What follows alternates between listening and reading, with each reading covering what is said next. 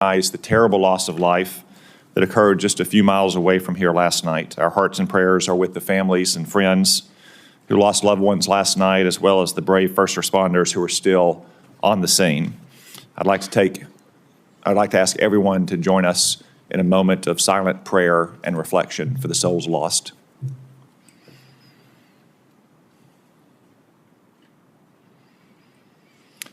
Thank you. Next, I want to remind everyone in attendance here that while you are all welcome to observe today's hearing, I will not allow or tolerate disruptions from the audience.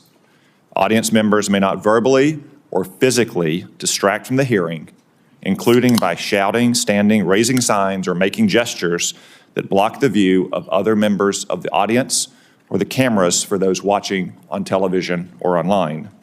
Anyone who does so will be removed immediately by the Capitol Police and banned from return. Welcome everyone to this hearing on President Trump's nomination of Tulsi Gabbard to be the Director of National Intelligence. Ms. Gabbard, welcome to the Senate Intelligence Committee.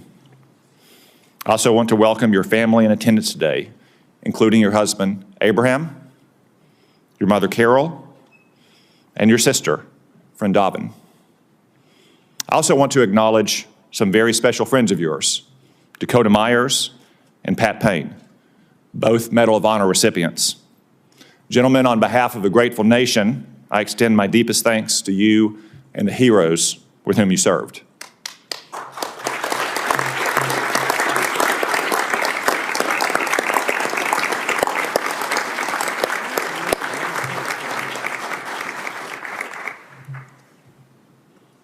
I also note that our next Attorney General, Pam Bondi, is joining us. Apparently, she didn't have enough fun at her own confirmation hearing. Ms. Bondi, welcome and congratulations. And finally, Senator Joni Ernst and former Senator and Chairman of this committee, Richard Burr, will introduce Ms. Gabbard shortly. We look forward to your remarks. I think it's fair to say that Ms. Gabbard's nomination has generated a bit more interest and attention than do most nominees before this committee. But I want to stress that Ms. Gabbard has been and will be treated with the exact same respect, consideration, and professionalism that we extended to every nominee. No more, no less, no better, no worse. That's how we treated CIA Director John Ratcliffe just 2 weeks ago, and how we have treated DNI nominees like Avril Haines and Dan Coates in the past.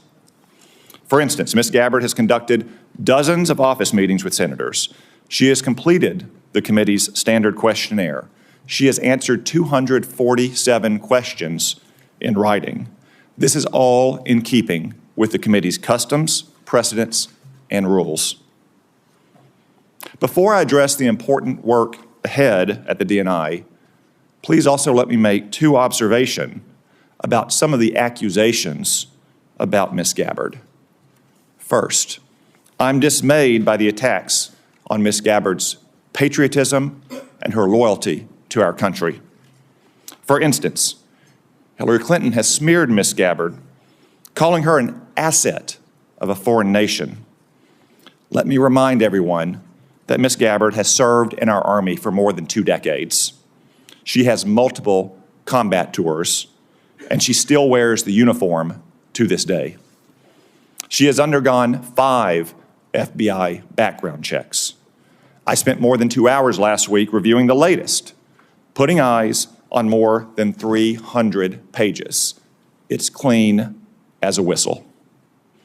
It's fine that we have differences of opinions on policies and programs. I suspect some of my Republican colleagues might disagree with some of Mrs. Gabbard's votes in the House of Representatives. Just as I suspect that some of my Democratic colleagues might criticize Ms. Gabbard's statements and actions since she saw the light and left the Democratic Party. But I sincerely hope that no one today will impugn Ms. Gabbard's patriotism and integrity. Second, I can only laugh at some critics who say that Ms. Gabbard has unconventional views. No doubt she has some unconventional views, like her criticism of Barack Obama's regime change interventions in Egypt and Libya. But guess what? I opposed the disastrous interventions in Egypt and Libya as well. Mubarak was a longtime American partner, and Egypt was a linchpin of our security system in the Middle East. Gaddafi had been scared straight after we toppled the Taliban and Saddam Hussein. He turned over his weapons of mass destruction and cooperated against terrorists. In return, we had lifted sanctions and reestablished diplomatic ties. But President Obama intervened to topple both regimes. And what came next? The Muslim Brotherhood in Egypt and dangerous chaos in Libya to this day. No one ever mistook Mubarak or Gaddafi as the little sisters of the poor. But let's not kid ourselves. The world is a dangerous place, not a church picnic. Ms. Gabbard understands this, which is why she also saw the problem with regime change interventions in these places. The vast number of governments throughout history and still today are not democratic. We may wish it were different, and we can work to improve it, but that's the way the world is. If we only befriended nations that shared our system of government and our social and cultural sensibilities, well, we wouldn't have many friends. In a fallen world, we have to take our friends where we find them. No question, stable democracies make the most stable friends, but what matters in the end is less whether a country is democratic or non-democratic, and more whether the country is pro-American or anti-American. I'll confess that those views may be somewhat unconventional, but look at where conventional thinking has got us. Maybe Washington could use a little more unconventional thinking. And I'm sure that the Office of the Director of National Intelligence could use more unconventional thinking. Ms. Gabbard, I submit that if confirmed, the measure of your success will largely depend on whether you can return the ODNI to its original size, scope, and mission. When Congress created the ODNI, we intended to put one office in charge to manage the different agencies of the intelligence community. Congress intended the ODNI to be a very lean organization that would use small staffs to execute specific tasks. Congress in no way wanted yet another unruly bureaucracy layered on top of an already bureaucratic intelligence community. Unfortunately, 20 years later, that's exactly what the ODNI has become. Incredibly, the ODNI now is now larger than any agencies it was established to manage. It has 15 offices and centers, which have many subunits within them. The ODNI staff is measured in the thousands, when it should be measured in the dozens, or maybe a few hundred. I promise that's going to change. I intend to get personnel at the ODNI back to their home agencies doing real intelligence work, not bureaucratic make work. I also expect to cap the size of the ODNI. Ms. Gabbard, if confirmed, I hope you'll be a partner in these vital efforts. Another example of bureaucratic mission creep and empire building is what's come to be known in the intelligence community as DNI taxes. The ODNI levies these so-called taxes on other agencies, shifting and directing funds away from the intelligence community's core mission to the whims and fancies of any particular DNI. That practice, which seems to have grown and run rampant under Director Haynes, is also going to stop. Ms. Gabbard, if confirmed, you have a lot of work ahead of you. And as chairman of this committee, I'm committed to ensuring that we see it all the way through. At this moment, I'll now recognize Senator Risch for a brief statement. Well, thank you very much, Mr. Chairman. I appreciate that. And I want to thank Ms. Gabbard for meeting with me and having the candid conversation we did on the issues.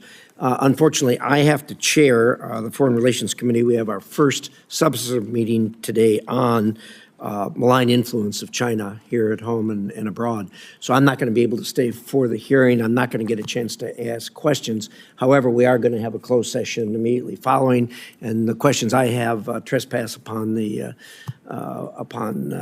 security of the country, and as a result of that, they need to be done in a classified setting in any event. So if I beg indulgence to be excused to preside over the other committee, good luck. I know you'll do well. Thank you. You are excused.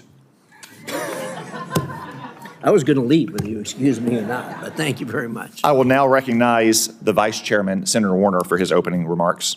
Well, thank you, Mr. Chairman, and particularly thank your comments at the top. I've spent most of the morning at National Airport. I know Senator Moran was there last night. It's a horrible tragedy. The victims' families are still being notified. For those of us who live in this region, you know, it's always kind of complicated. We've got Virginia, D.C., Maryland, and a host of local jurisdictions. But last night, when this tragedy took place, and I happened to be driving by National on the way home, and saw all the first responders rushing to the scene. People came from as far away as Baltimore, Fairfax County. We had DOD and federal officials there. And these first responders, as always, ran towards the tragedy. There'll be a time to figure out what happened and how we rectify it. But today, our thoughts and prayers ought to be with the families and, again, thanking our first responders. Ms. Gabbard, welcome, and congratulations on your nomination to be the next Director of National Intelligence. I'd like to begin by thanking you, literally, for your decades of public service, both in uniform and as a member of Congress from Hawaii. I applaud your continuing commitment to serve should you be confirmed. Now, the President has nominated you to be Director of National Intelligence. Most folks probably don't understand the importance of this position. If confirmed, you would lead 18 agencies of the IC. You'll also serve as the principal advisor to the President, the National Security Council, and the Homeland Security Council for all intelligence matters related to national security. And in this role, you'll be responsible for over $100 billion between the National Intelligence Program and the Military Intelligence Program, or the NIP and the MIP as we call them here. It's a position of great importance and significance to our national security, created after one of our worst national security failures, 9/11. For that reason, when Congress established this position, thanks in large part to our colleague and our friend Susan Collins, it mandated in law that any individual nominated for this position must have, and I quote, extensive national security expertise. Now, I appreciated you taking the time to meet with me, and as I noted in that office, both before and after, I continue to have significant concerns about your judgment and your qualifications to meet the standards set by law. First, as I noted previously, the DNI was created in part to make sure we had appropriate intelligence sharing, which prior to 9/11, obviously we haven't. But the mission also is to not only share information between the IC, but also with our allies. There's no legal requirement that our allies share intelligence with us. It's all predicated on trust. Trust that our allies will protect each other's secrets. Yet it appears to me you have repeatedly excused our adversaries' worst actions, and instead often blamed them on the United States and those very allies. For example, you blame NATO for Russia's 2022 invasion of Ukraine. You rejected the conclusion that Assad used chemical weapons in Syria, despite it being the unanimous assessment of the then Trump administration's DOD, State Department, and IC, as well as the assessment of our European allies. Instead, you blame the United States for supporting terrorist groups in Syria. Now, I don't know if your intent in making those statements was to defend those dictators, or if you were simply unaware of the intelligence and how your statements would be perceived. In either case, it raises, at least for this senator, serious questions about your judgment. It also leads me to question whether you can develop the trust necessary to give our allies confidence that they can share their most sensitive intelligence with us. Make no mistake about it. If they stop sharing that intelligence, the United States will be less safe. We've seen this as recently as this past year, where because of those strong intelligence sharing between the United States and Austria, countless lives were saved by disrupting a terrorist attack that was going to take place at the Taylor Swift concert in Vienna. Second, you have been publicly outspoken in your praise and defense of Edward Snowden, someone who betrayed the trust of our nation and jeopardized the security of our country. The truth is, the vast majority of the information he stole and leaked before running off to China and Russia, might I add, had nothing to do with Americans' privacy and compromised our most important sources and methods. And in many ways, we're still paying a price for that. And I believe that Edward Snowden's action put our men and women in uniform in places like Iraq and Afghanistan at risk. You have celebrated Snowden as a, quote, brave whistleblower, and actually put forward legislation asking for his pardon. Furthermore, when given the opportunity to clarify your position in pre-hearing questions, you declined. And instead you expressed, and again I quote, the DNI has no role in determining whether or not Edward Snowden is a lawful whistleblower. Boy, that is troubling to me in so many ways. Not only do you think that someone who divulged secrets and then ran off to Russia should be celebrated as brave, but you don't seem to understand the DNI's role in determining whistleblower determinations. In fact, the DNI has a significant role in transmitting lawful whistleblower complaints to this committee. They're all laid out right here in the statute. And I would have serious concerns about confirming someone who cannot distinguish between complaints that are made lawfully and those that are made not. In the statute, it says the job of the DNI is to protect intelligence sources and methods from unauthorized disclosure. That's a quote. I guess I'm asking, what message would it send to have a DNI who would celebrate the work of a member of the IC or a contractor that would, on their own mission, to decide what's appropriate to leak? I don't understand that. Third, until recently, you had a clear and consistent record of opposing FISA 702.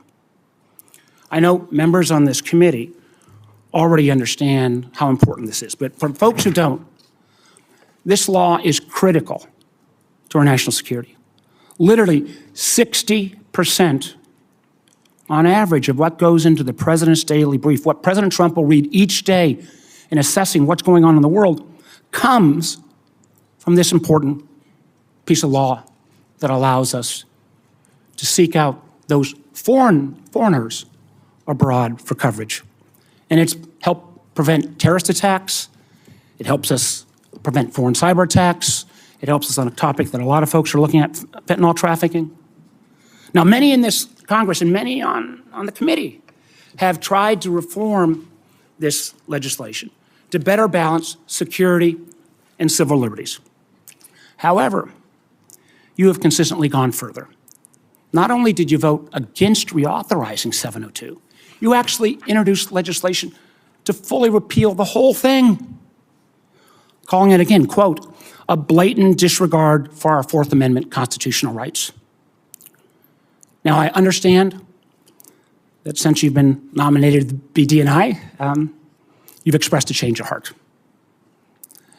I think that's welcome, but I have to tell you, as I view this as a job interview, as I try to make my judgment on whether you should be confirmed, I don't find your change of heart credible.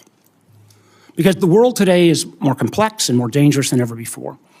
And we need serious people with sufficient experience to be able to navigate that complexity. I hope you use this opportunity to address my concerns and all of the members of this committee. I appreciate again your service, and I'm looking forward to a thorough discussion. Thank you, Mr. Chairman. Thank you, Mr. Vice Chairman. We welcome back Senator Richard Burr, the former chairman of this committee who has emerged from retirement to introduce Ms. Gabbard. Yet still, in retirement, he still seems unable to find a pair of socks.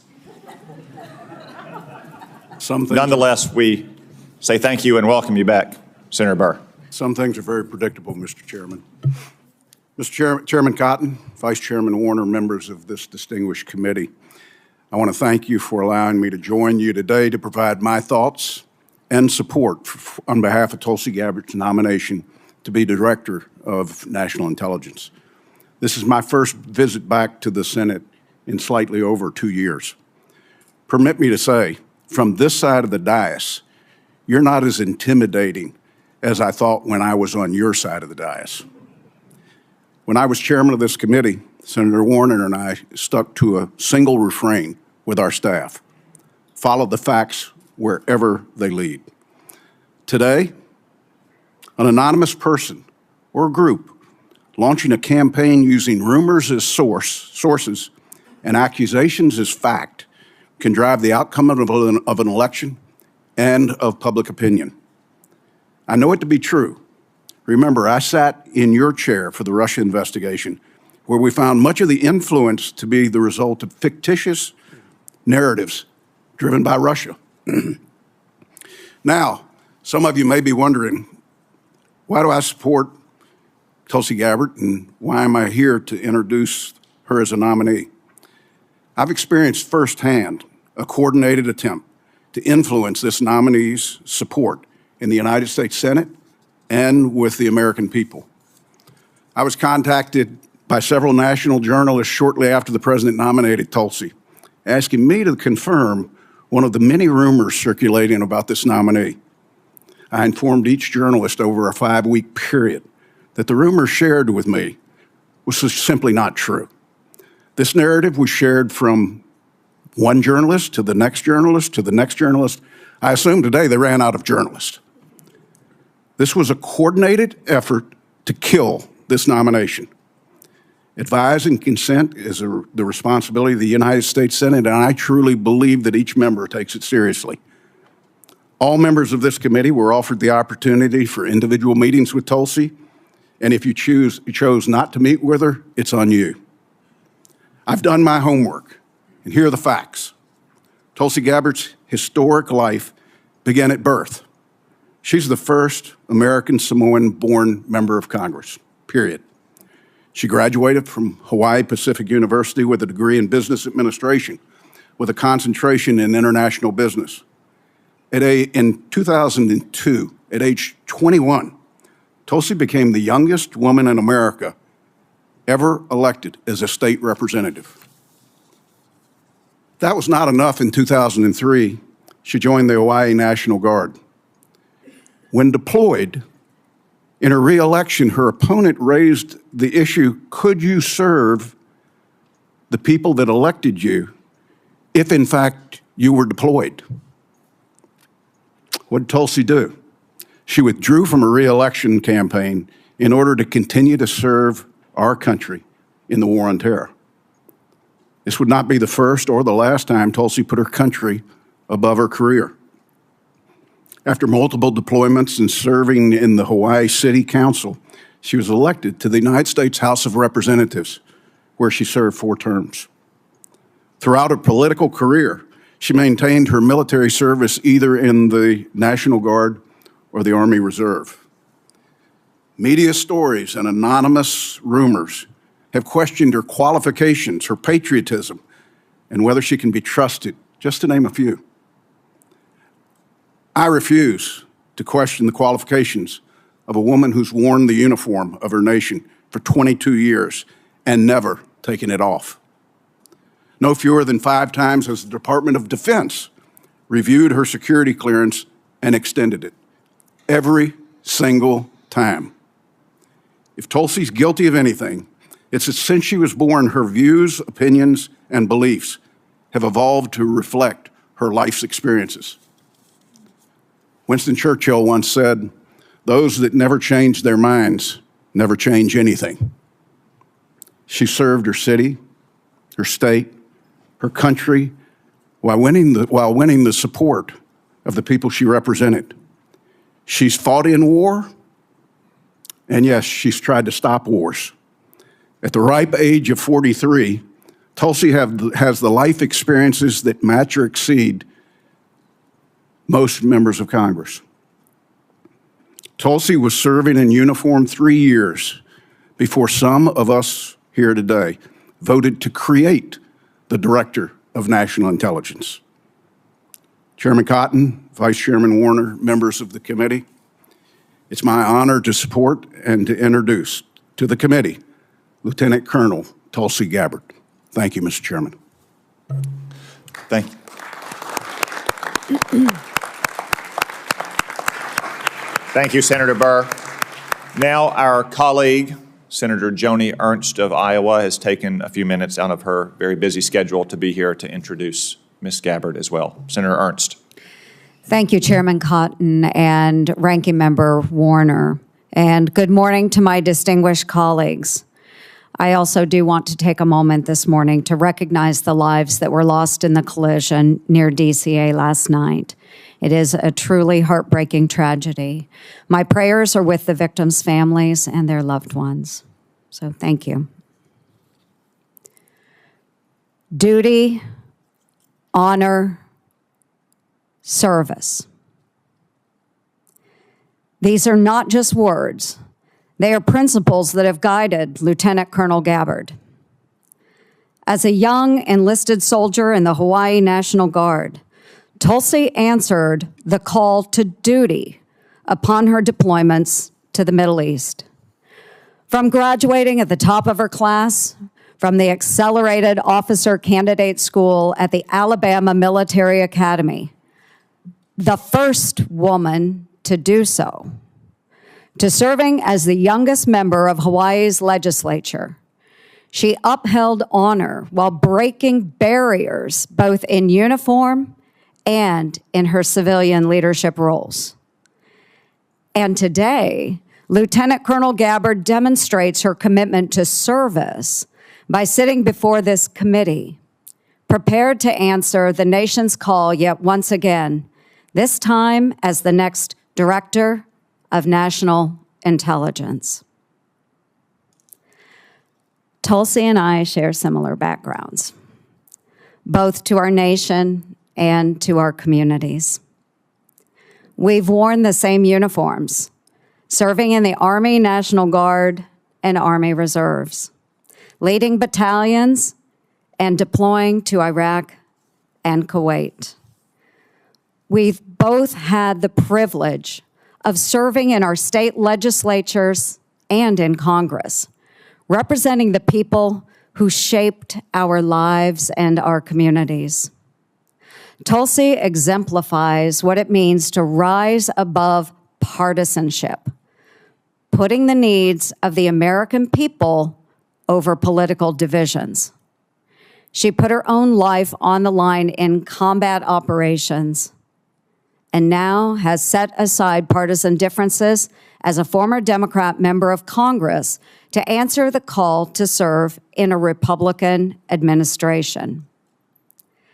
The mainstream media has fought to paint their own picture of Tulsi Gabbard. But let's talk about the real Tulsi Gabbard, the woman and the soldier who I've come to know and respect. And I've known Tulsi for the past decade. Relationships matter. In 2015, then Congresswoman Gabbard met my dear friend Owen, who was a dear friend of mine from Iowa State University.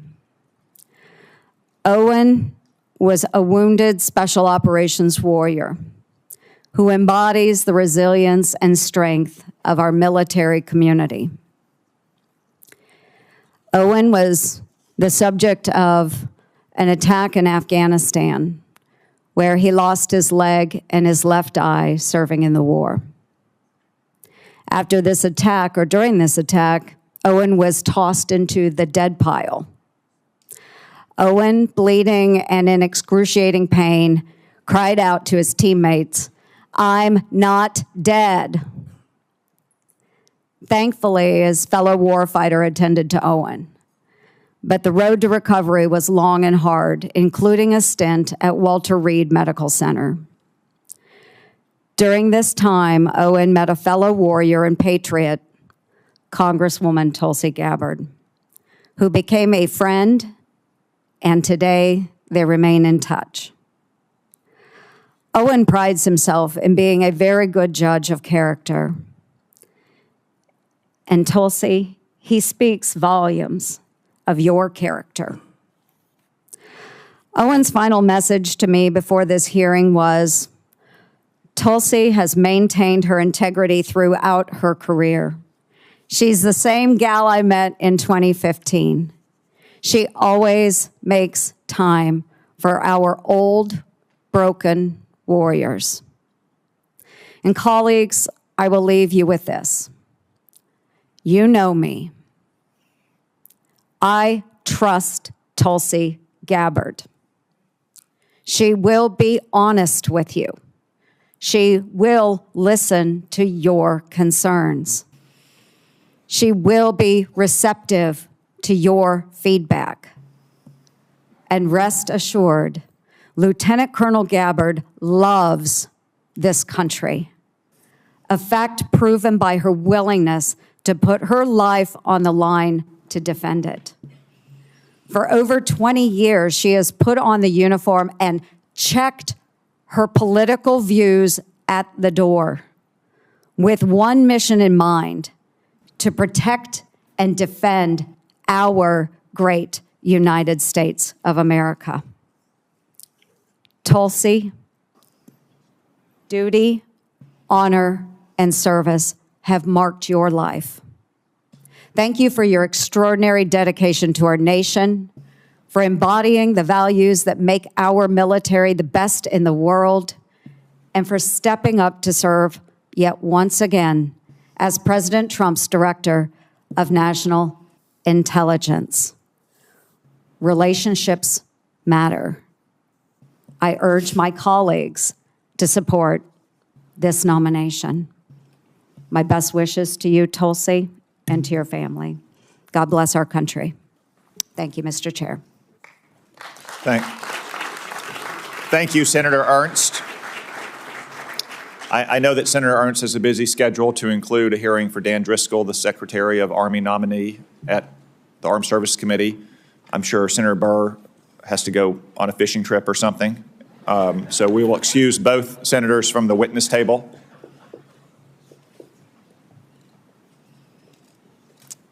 Ms. Gabbard, before we move to your opening statement, it is the custom of the committee to ask a series of obligatory questions to all nominees. First, do you swear or affirm to give this committee your full and truthful testimony? I do. Second, do you agree to appear before the committee here or in other venues when invited? Yes. Third, if confirmed, do you agree to send officials from your office to appear before the committee and designated staff when invited? Yes. Fourth, do you agree to provide documents or any materials requested by the committee in order for it to carry out its oversight and legislative responsibilities? I do. Fifth, will you ensure that your office and your staff provide such material to the committee when requested? Yes. Sixth, do you agree to inform and fully brief, to the fullest extent possible, all members of this committee on intelligence activities and covert actions rather than only the chairman and the vice chairman? Yes. Thank you for those answers, Ms. Gabbard. We now welcome the opportunity, finally, to hear from you in your own words. Thank you very much, Mr. Chairman. Before I begin, I too would like to start by offering my prayers and condolences to those who were killed in last night's horrific crash. Senator Warner, Senator Moran, our condolences and prayers are with you and all of your constituents. Again, Chairman Cotton, Vice Chairman Warner, and all of the members of the committee, it's an honor to be here before you today. I've appreciated the opportunity to meet with so many of you and address your questions and concerns before today's hearing.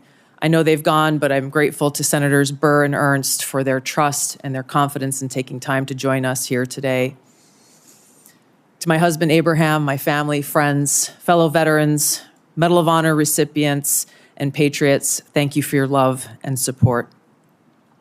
I'm honored and grateful to President Trump for his trust and confidence in nominating me to serve our country as the Director of National Intelligence at a time when trust in the intelligence community, unfortunately, is at an all-time low. Chuck Schumer admitted a few years ago, quote, "You take on the intelligence community, they have 6 ways from Sunday at getting back at you." For too long, faulty, inadequate, or weaponized intelligence have led to costly failures and the undermining of our national security and God-given freedoms enshrined in the Constitution. The most obvious example of one of these failures is our invasion of Iraq based upon a total fabrication or complete failure of intelligence. This disastrous decision led to the deaths of tens of thousands of American soldiers, millions of people in the Middle East, mass migration, destabilization, and undermining of the security and stability of our European allies, the rise of ISIS, strengthening of al-Qaeda and other Islamist jihadist groups, and strengthening Iran. Here are just a few other examples. The American people elected Donald Trump as their president not once but twice, and yet the FBI and intelligence agencies were politicized by his opponents to undermine his presidency and falsely portray him as a puppet of Putin.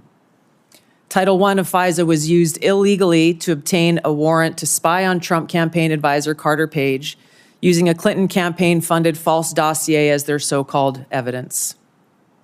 Biden campaign advisor Tony Blinken was the impetus for the 51 former senior intelligence officials' letter dismissing Hunter Biden's laptop as disinformation specifically to help Biden win the election. Former DNI James Clapper lied to this committee in 2013, denying the existence of programs that facilitated the mass collection of millions of Americans' phone and internet records, yet was never held accountable. Under John Brennan's leadership, the CIA abused its power to spy on Congress, to dodge oversight, lied about doing it until he was caught, and yet has never been held responsible. Under Biden, the FBI abused its power for political reasons to try to surveil Catholics who attend traditional Latin Mass, labeling them as quote-unquote radical traditionalist Catholics. Personally, just 24 hours after I criticized Kamala Harris and her nomination, I was placed on a secret domestic terror watch list called Quiet Skies. Sadly, there are more examples. The bottom line is this must end. President Trump's re-election is a clear mandate from the American people to break this cycle of failure, end the weaponization and politicization of the intelligence community, and begin to restore trust in those who've been charged with the critical task of securing our nation. If confirmed as DNI, I will do my very best to fulfill this mandate and bring leadership to the intelligence community with a laser-like focus on our essential mission, ensuring the safety, security, and freedom of the American people. As the President's principal intelligence advisor, I'll begin by leading by example, checking my own personal views at the door, and committing to delivering intelligence that is collected, analyzed, and reported without bias, prejudice, or political influence. I enlisted in the Army because of the horrific terrorist attack on September 11th. And volunteered to deploy to Iraq in 2005, where I served in a medical unit. After nearly 22 years in uniform with 3 combat deployments to the Middle East and Africa, I'm now a lieutenant colonel in the U.S. Army Reserve, where I serve as a battalion commander of soldiers in Oklahoma, Missouri, and Arkansas. I served in Congress for 8 years on the Homeland Security, Foreign Affairs, and Armed Services committees. And it's my experience in the military and in the halls of Congress that have given me a deep understanding of the complex challenges that our nation faces, in both roles engaging with world leaders, in both roles being privy to highly classified intelligence. So I know firsthand how essential accurate, unbiased, and timely intelligence is to the President, to Congress, and to our warfighters. I also know the heavy cost of intelligence failures and abuses. Senator Collins, you led the creation of ODNI specifically to address those intelligence failures of 9/11 and Iraq's so-called WMDs. The need for the ODNI under strong leadership still exists today. If confirmed, I'll bring my experience and fresh eyes to leading the intelligence community. And my day one priorities will be to assess the global threat environment, identify where gaps in our intelligence exist, integrate intelligence elements, increase information sharing, and ensure that unbiased, apolitical, objective collection and analysis to support the president and policymakers' decision-making occur. I'll work to end the politicization of the intelligence community and ensure there is a clear mission focus in the IC on its core mission of this unbiased, apolitical collection and analysis of intelligence to secure our nation. I'll work to rebuild trust through transparency and accountability. This is a national security imperative. And I'll work to assess and address efficiencies, redundancies, and effectiveness across ODNI to ensure focus of personnel and resources is on our core mission of national security. Now, in my meetings that I've had with many of you, you expressed bipartisan frustration about recent intelligence failures, as well as the lack of responsiveness to your requests for information. Whether it's the surprise October 7th Hamas terrorist attack, to the sudden takeover of Syria by Islamist extremists, failures to identify the source of COVID, anomalous health incidents, UAPs, drones, and more. If confirmed, I look forward to working with you to address these issues. Ensuring the safety, security, and freedom of the American people is a mandate of leadership that rises above partisan politics. If confirmed, my commitment to the president, to you, and to the American people is this: I will do my very best to find the truth, no matter where it leads, and share that truth with President Trump, his advisors, and you in Congress, providing you with that unbiased, timely, and accurate intelligence as you make the tough decisions that'll impact the safety, security, and freedom of the American people. Now, before I close, I want to warn the American people who are watching at home. You may hear lies and smears in this hearing that'll challenge my loyalty to and my love for our country.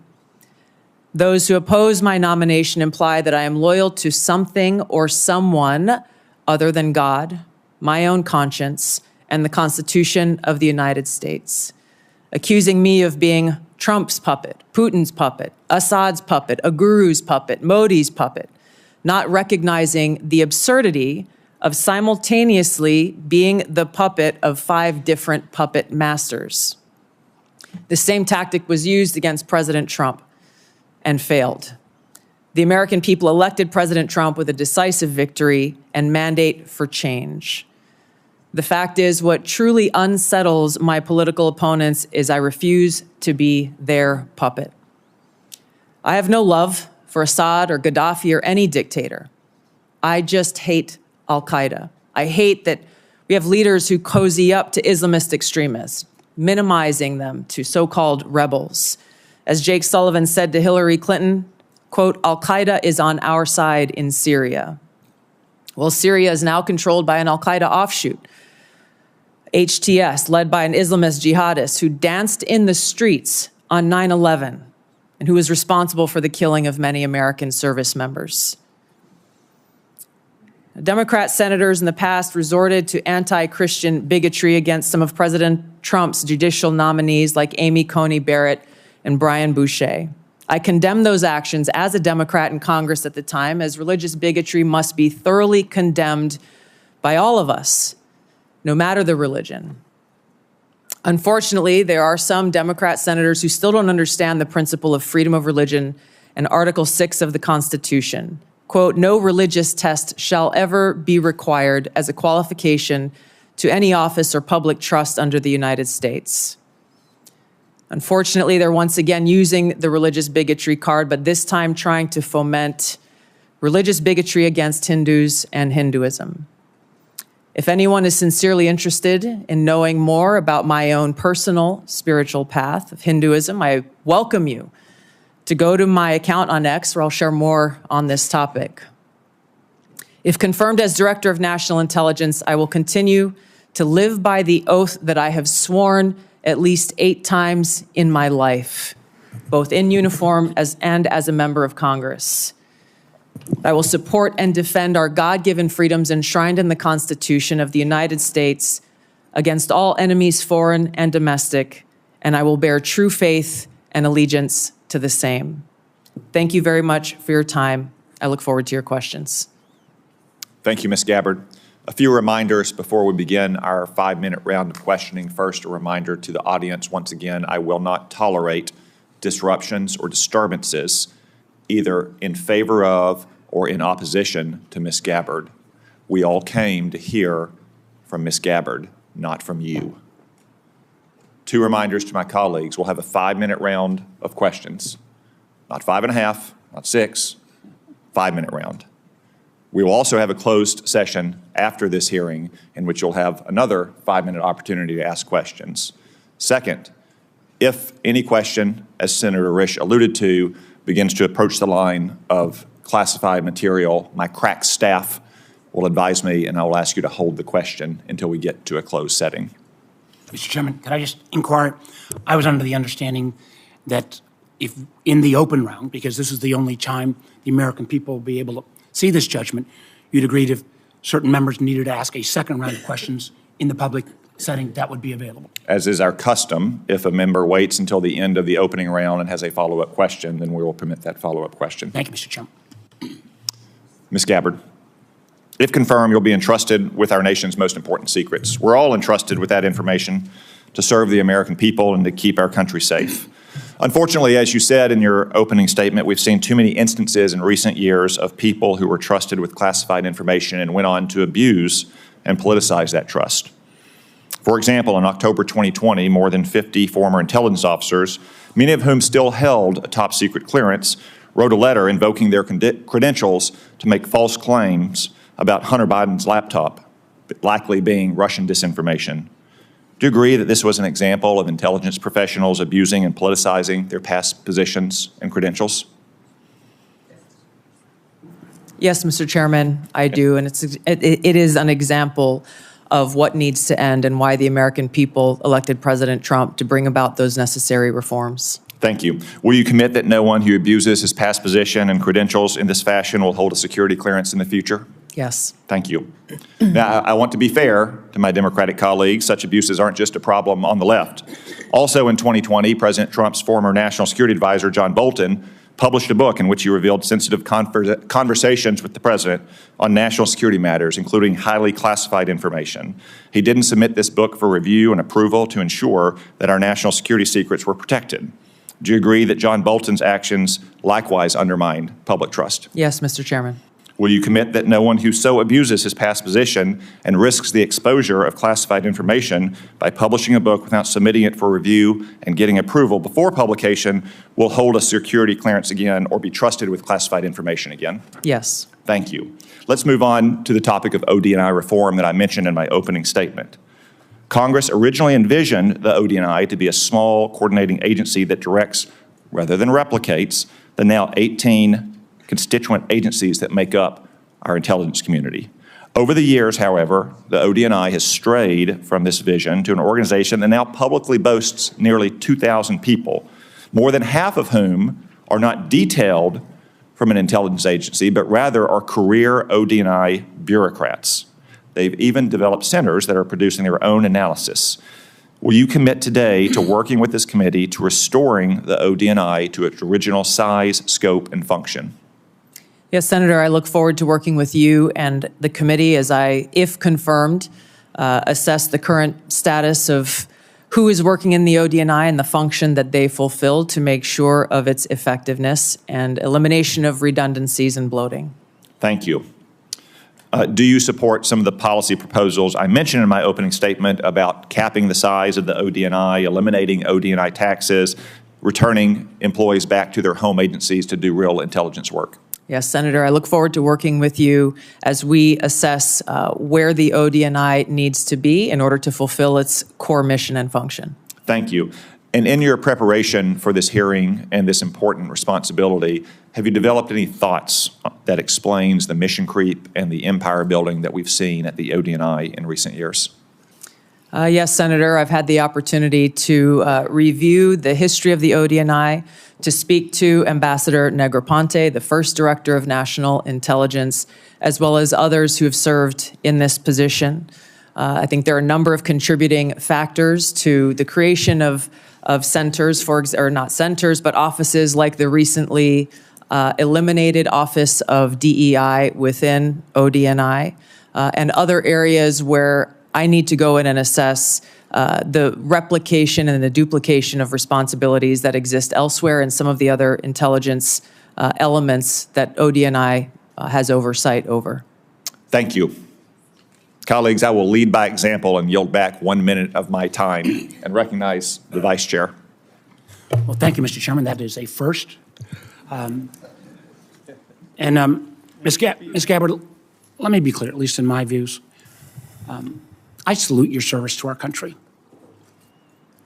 but I have serious doubts about your judgment. And those are some of the areas that I want to pursue.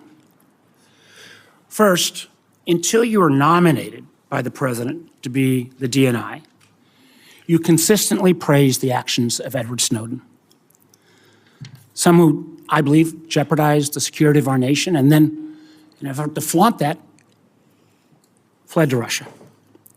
You even called Edward Snowden, and I quote here, a brave whistleblower.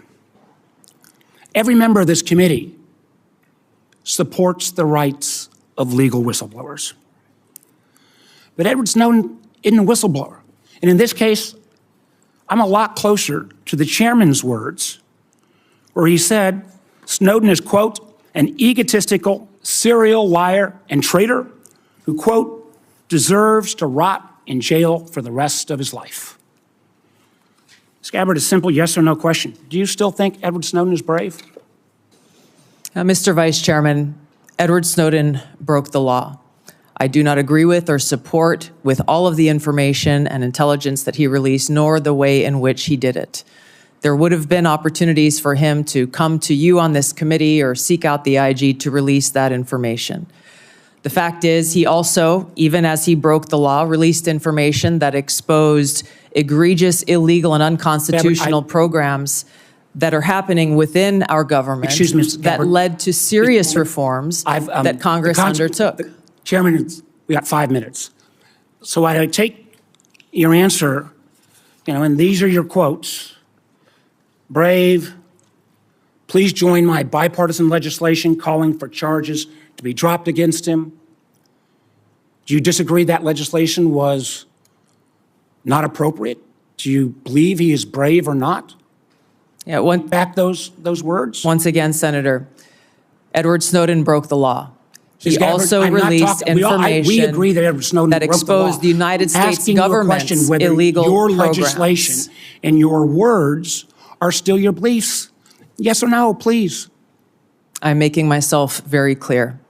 Edward Snowden broke the law. He released information about the United States government's illegal activities. Ma'am, if I may just finish my thoughts, Senator.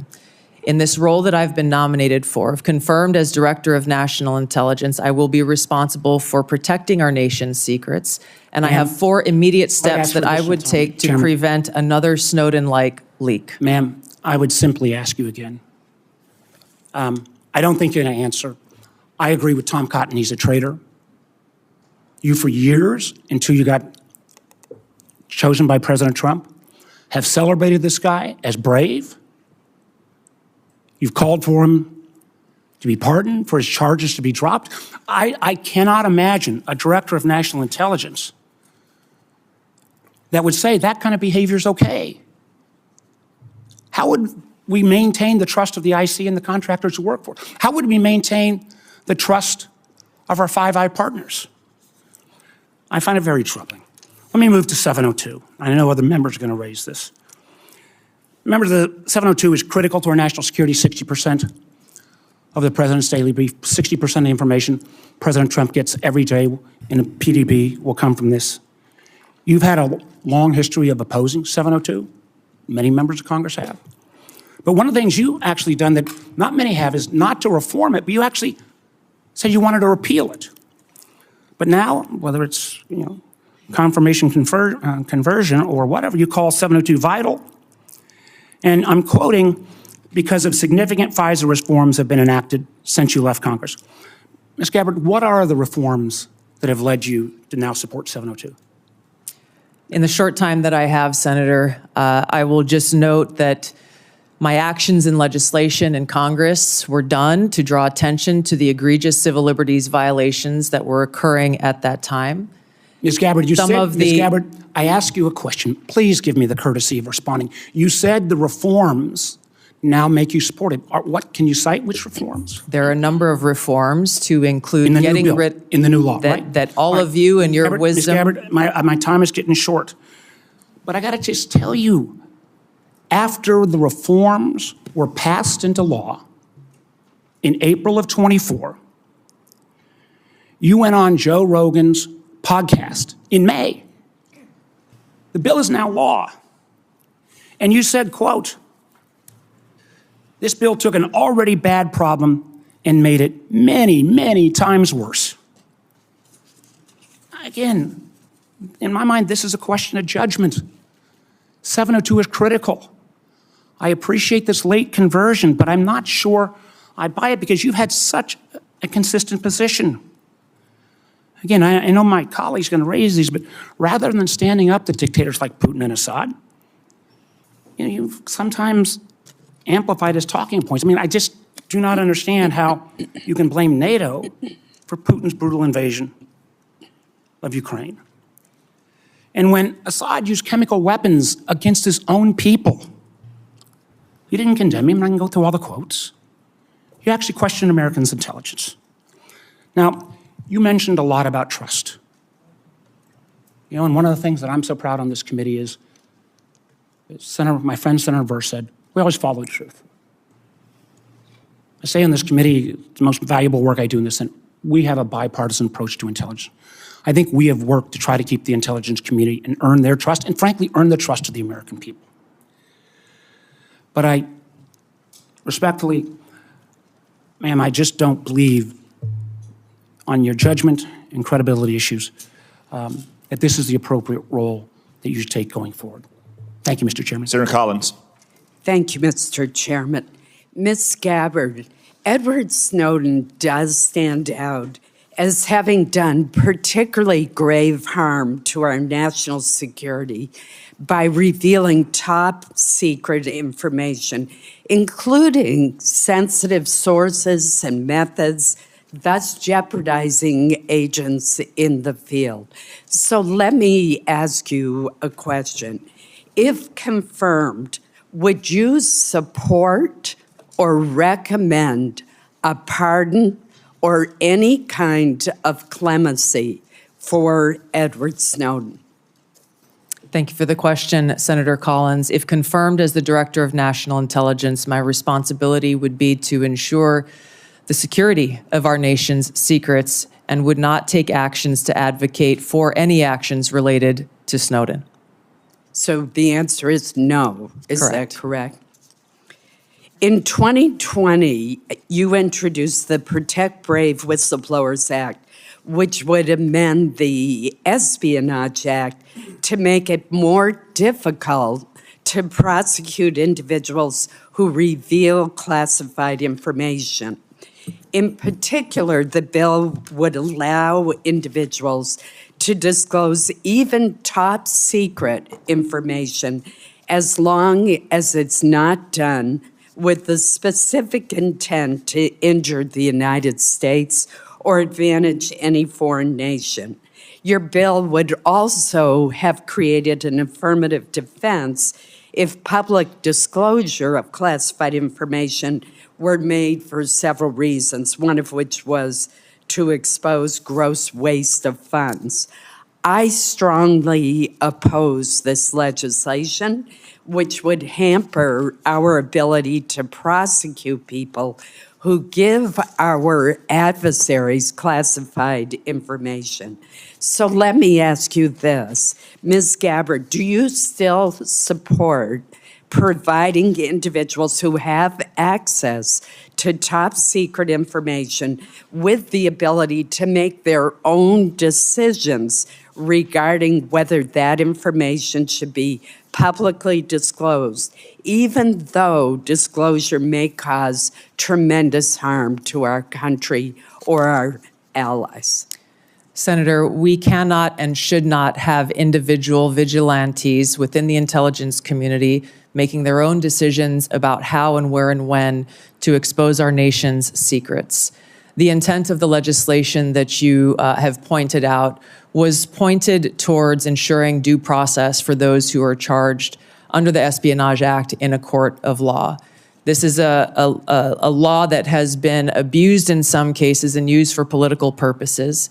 President Obama charged more people under the Espionage Act than all other presidents combined. If confirmed as the Director of National Intelligence, my sole focus and goal would be our nation's security, which includes ensuring the security of our nation's secrets. And I would work to make sure that we don't have any disclosures or vigilantes taking it upon themselves. There are numerous legal paths that will protect this information for those who feel they have concerns. And I look forward to working with you and this committee on making sure that those protections are known by every single person in the workforce and effectively implemented. So you do not support allowing individuals to make their own decisions without authorization to disclose secret information, classified information? Yes, and I believe we have the legal structure in place for those who have concerns to address them. As you know, there has been speculation in the press that you met with Hezbollah, a terrorist organization affiliated with Iran. Have you ever knowingly met with any members, leaders, or affiliates of Hezbollah? No, and it is an absurd accusation. Let me ask you one final question in the short time we have left. With Hamas, ISIS-K, the Houthis, all the Iranian proxies in Syria and Iraq, Yemen, and Al-Qaeda all posing general resurgences in the Middle East, Africa, and Central Asia, I'm alarmed at the lack of focus by the IC on this threat to our safety. We don't want to have to call you back to this room after a terrorist attack and ask, how did the IC miss this? Great power competition, China, Russia, definitely pose threats to our country, but the terrorist threat is arguably the most imminent threat, according to former FBI Director Chris Wray. If confirmed, what would be your strategy to refocus the IC on the terrorist threat to our country and to Americans abroad? Thank you, Senator. I agree with your assessment, and this speaks to the need for the ODNI to exist, to redirect those resources, identifying the gaps in intelligence so that we are able to get ahead of these threats instead of coming around after the fact and trying to assess why did we not know about this sooner so that we could have taken action to prevent it. Thank you. Senator Wyden. Thank you very much, Mr. Chairman. Welcome, Ms. Gabbard. Thank you. I am going to try to get 4 questions in, so I'll be brief, and if you can reciprocate, that would be very much appreciated. We've been talking about Section 702, the Foreign Intelligence Surveillance Act, and I believe it's critical that the DNI support additional reforms to protect the privacy of law-abiding Americans. In your written response to committee questions, you wrote, and I quote, "Warrants should generally be required before an agency undertakes a U.S. person query of Section 702. Is this your current position?" Yes, it is, Senator. And as you'll note in that written response, I noted some exigent circumstances with which there may be other options. But I also want to make a note that a simple warrant requirement is ultimately going to be a policy decision that all of you will make. I would point to history, to some examples. Time is short. I'm glad you answered in line with your written answer that you support a warrant. Section 702 also involves a huge loophole now that was included recently that could allow the government to force anyone with access to a Wi-Fi router or cable box to secretly participate in the warrantless surveillance program. Do you support, as I do, eliminating this language? Senator, I would have to look more into that and assess, if confirmed, what the impacts of the implementation of the existing safeguards are and come back to you in Congress as you look at reauthorization. It is a massive loophole, and I hope to hear, after you've looked at it, that you'll be supportive of my efforts. Let me turn now to the question of the Inspector General situation. Can the President of the United States refuse to fund the Inspector General for the intelligence community despite appropriations from Congress? And here I'd like a yes or no. Senator, I don't know about the legal authorities, but I understand the essential role that the inspectors general play. And if confirmed, look forward to empowering our Inspector General to fulfill their responsibility. Good, because Congress either has the power of the purse or it doesn't. And I think in your answer to me, you recognize that you have an independent obligation to follow the law. I think that's a constructive answer. Let me turn now to the matter of spying on journalists. You wrote in your response to the committee questions that you support the Biden administration Department of Justice's policy restricting the collection of reporters' records, and you called for the codification of those restrictions. Will you reconfirm that position this morning? I believe strongly in the First Amendment, which protects a free press. So you will, in effect, say that you will continue to support the Biden administration policy to protect journalists? I'm not familiar with the specific Biden administration policy, but I believe strongly in the defense of the First Amendment. It is a policy that restricts the collection of reporters' records, and you have called for the codification of those records, so I am going to accept that you're not changing your position, and I appreciate it. I got time, I think, for one more question. While you were in Congress, you introduced legislation prohibiting the government from mandating that Americans' phones or apps include mechanisms to allow the government to bypass encryption or other privacy technology. In your written responses to the committee questions, you reconfirmed your opposition to these mandates. Is that still your position? Yes, these back doors lead down a dangerous path that can undermine Americans' Fourth Amendment rights and civil liberties. You are being very helpful by moving so quickly. Let me turn to whistleblowers. You wrote in your response that whistleblowers must have clear, protected channels to report concerns, including the unauthorized transmittal of classified information to appropriate entities such as members of Congress. Do you agree that IC whistleblowers must have a clear path to this committee and that they don't need permission from agencies to talk to us? That's a yes or no. Senator, the answer is clearly yes. I would like to state a few other actions I would take if confirmed as Director of National Intelligence is, number one, make sure that we don't have illegal and unconstitutional programs within the intelligence community, making sure that we enact security clearance reform to limit access to our nation's top secrets, make sure that every single person in the workforce understands their rights as whistleblowers and the legal channels to take, which would include coming directly to you as members of Congress, as well as establishing a direct hotline to myself should they choose to take that path. One last question, if I might. Would you support the declassification of the committee's full report on the CIA's torture program? Senator, I believe in transparency. I have not seen this, and so cannot make an honest assessment for that answer. Thank you, Mr. Chairman. Senator Cornyn. Welcome, Ms. Gabbard. Congratulations and thank you for your service to our nation.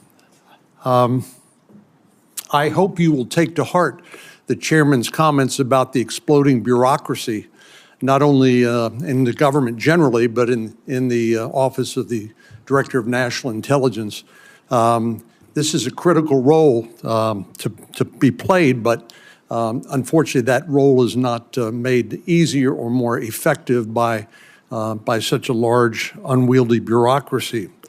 Do you believe that the President of the United States should get all of the lawfully collected intelligence that's available in order to inform his judgments as Commander-in-Chief?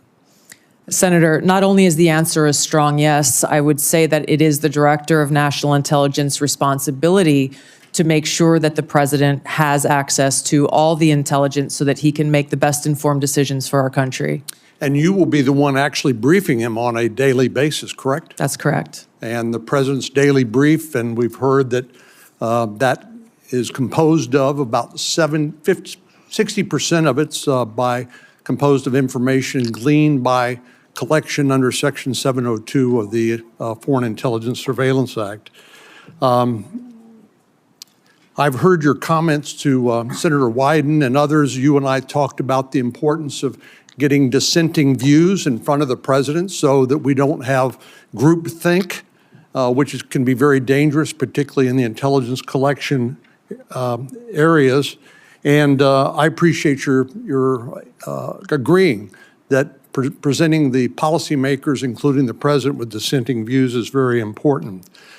Are you aware that overwhelmingly the courts that have looked at a challenge to Section 702 based on the Fourth Amendment and any potential warrant requirement have overwhelmingly said that the Fourth Amendment is not implicated by search of lawfully collected intelligence? I am aware, yes, Senator. And do you disagree with that? What I began to say in answer to Senator Wyden's previous question on this issue is, number one, the decision about a warrant requirement will be yours to make, not mine as the Director of National Intelligence. You'll be the Director of National Intelligence, and people will be wanting to hear from you about what we should do as policymakers. Admittedly, you're not going to be a policymaker, but you certainly will inform us. And wouldn't you do agree that the courts have overwhelmingly held that a warrant is not required, correct? Yes, Senator, I'm aware of the court rulings. What my commitment is to make sure that we uphold the Fourth Amendment rights of Americans in protecting against unlawful seizure and search. There are many different ways to do this. The devil is in the details. There are examples of how even in situations under Title I where a warrant is required to surveil a U.S. person. Title I is different. I agree. Correct. I agree with you on that. But my point, Senator, if I may just finish. Excuse me. If that was misused in the case of Carter Page, and basically an FBI lawyer lied in order to secure that warrant.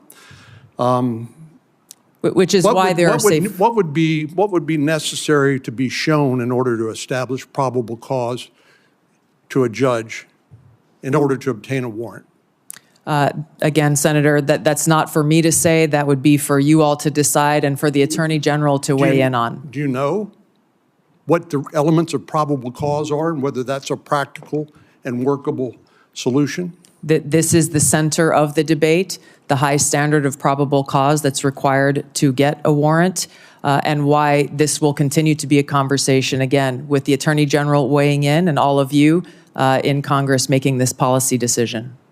The CIA director, John Ratcliffe, said during his testimony before this committee that he believed that a warrant is not only required by law, but is actually impractical.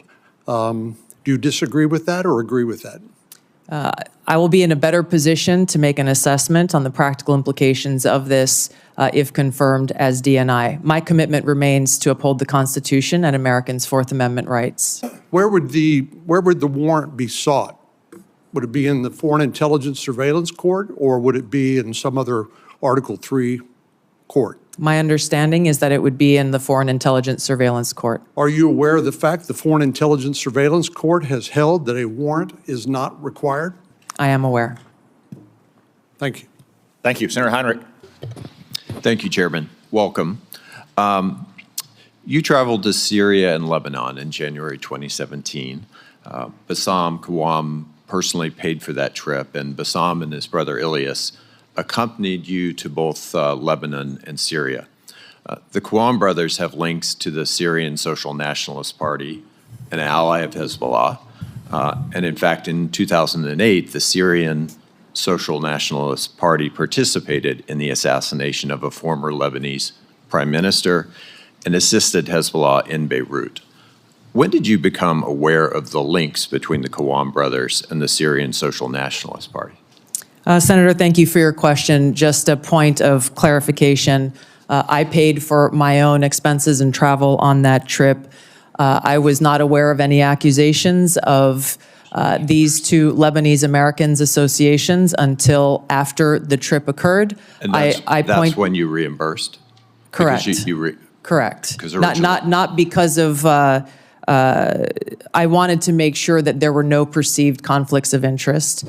I addressed this specific question to these Lebanese Americans who had organized the trip, and they vehemently denied any associations with that group. There is not a great deal in the public record about what you and Syrian dictator Bashar al-Assad discussed for so long in January of 2017. And I think there's a great deal of interest from the American people about what was discussed in that meeting.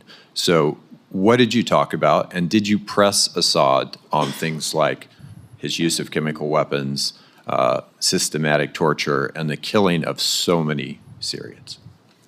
Yes, Senator. I upon returning from this trip, I met with people like then Leader Nancy Pelosi and Steny Hoyer, talked to them and answered their questions about the trip. And quite frankly, I was surprised that there was no one from the intelligence community or the State Department who reached out or showed any interest whatsoever in my takeaways from that trip. I would have been very happy to have a conversation and give them a back brief.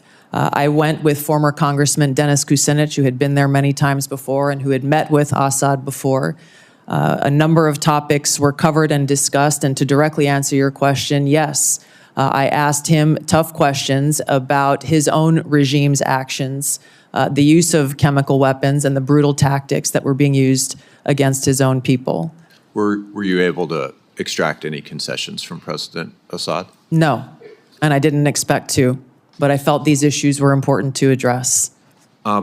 According to your revised trip report, your third meeting in Syria after meeting with Assad and then his wife was with Grand Mufti Ahmad Badreddin Hassoun. Forgive me if I'm not pronouncing that correctly. In an October 2011 speech, the Grand Mufti warned the U.S. and Europe that we will prepare suicide bombers who are already in your countries if you bomb Syria or Lebanon. What was the goal, or what did you accomplish by meeting with Grand Mufti? Yes, Senator, before going on the trip and during my time both in Syria and Lebanon, I made it a point to meet with different religious leaders, both Muslim leaders as well as various Christian and Catholic leaders who were there in the region. I did that both in Syria and in Lebanon to hear from them about what their concerns or thoughts were with regard to the war that was being waged at the time. Were you aware of his threats regarding suicide bombers in the United States? I was not and had not heard that until today. Who vetted the people that you met with on this trip to Syria and Lebanon? The itinerary was created by former Congressman Dennis Kucinich, his constituents who he had traveled with to Syria and Lebanon a number of times before. Some of the individuals that I met with were looked at prior to the trip. Others came up during the trip that were unexpected. Just in complete hindsight, would you view this trip as good judgment? Yes, Senator. And I believe that leaders, whether you be in Congress or the President of the United States, can benefit greatly by going and engaging, boots on the ground, learning and listening and meeting directly with people, whether they be adversaries or friends. Last question. Who do you blame? Who's responsible for the war in Ukraine? Putin started the war in Ukraine. Thank you. Senator Moran, before your questions, I want to extend all of our condolences in particular to you for the loss of life for your fellow Kansans last night in that air crash. Our prayers are with all of your people back home who lost loved ones. Thank you, Mr. Chairman. So many people here and throughout the halls of Congress have been very kind and expressing their condolences, and I appreciate you saying this in this setting just now.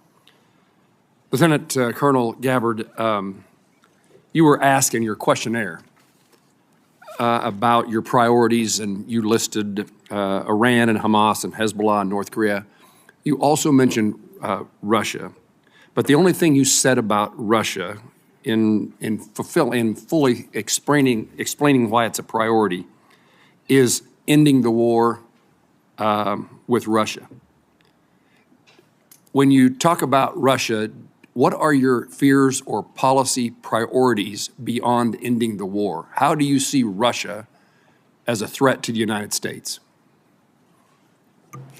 Senator, if confirmed as the Director of National Intelligence, it will be paramount for me to assess where our intelligence gaps may exist so that I can provide the President and all of you with the most accurate full picture of that threat assessment to directly answer your questions. I think that it is a complex environment. Russia remains a strategic competitor. There are a number of concerns that have to do with their nuclear weapons, as well as how the decisions and policies that are being made by this body and by the President will impact our own national security, which is my foremost concern. I want to make certain that in no way does Russia get a pass in either your mind or your heart, or in any policy recommendation you would make or not make. Senator, I'm offended by the question because my sole focus, commitment, and responsibility is about our own nation, our own security, and the interests of the American people.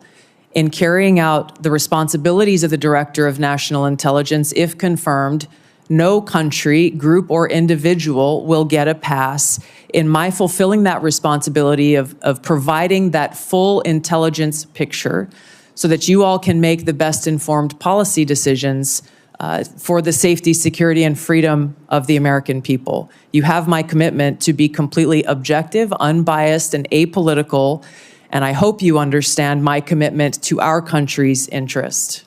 I absolutely do.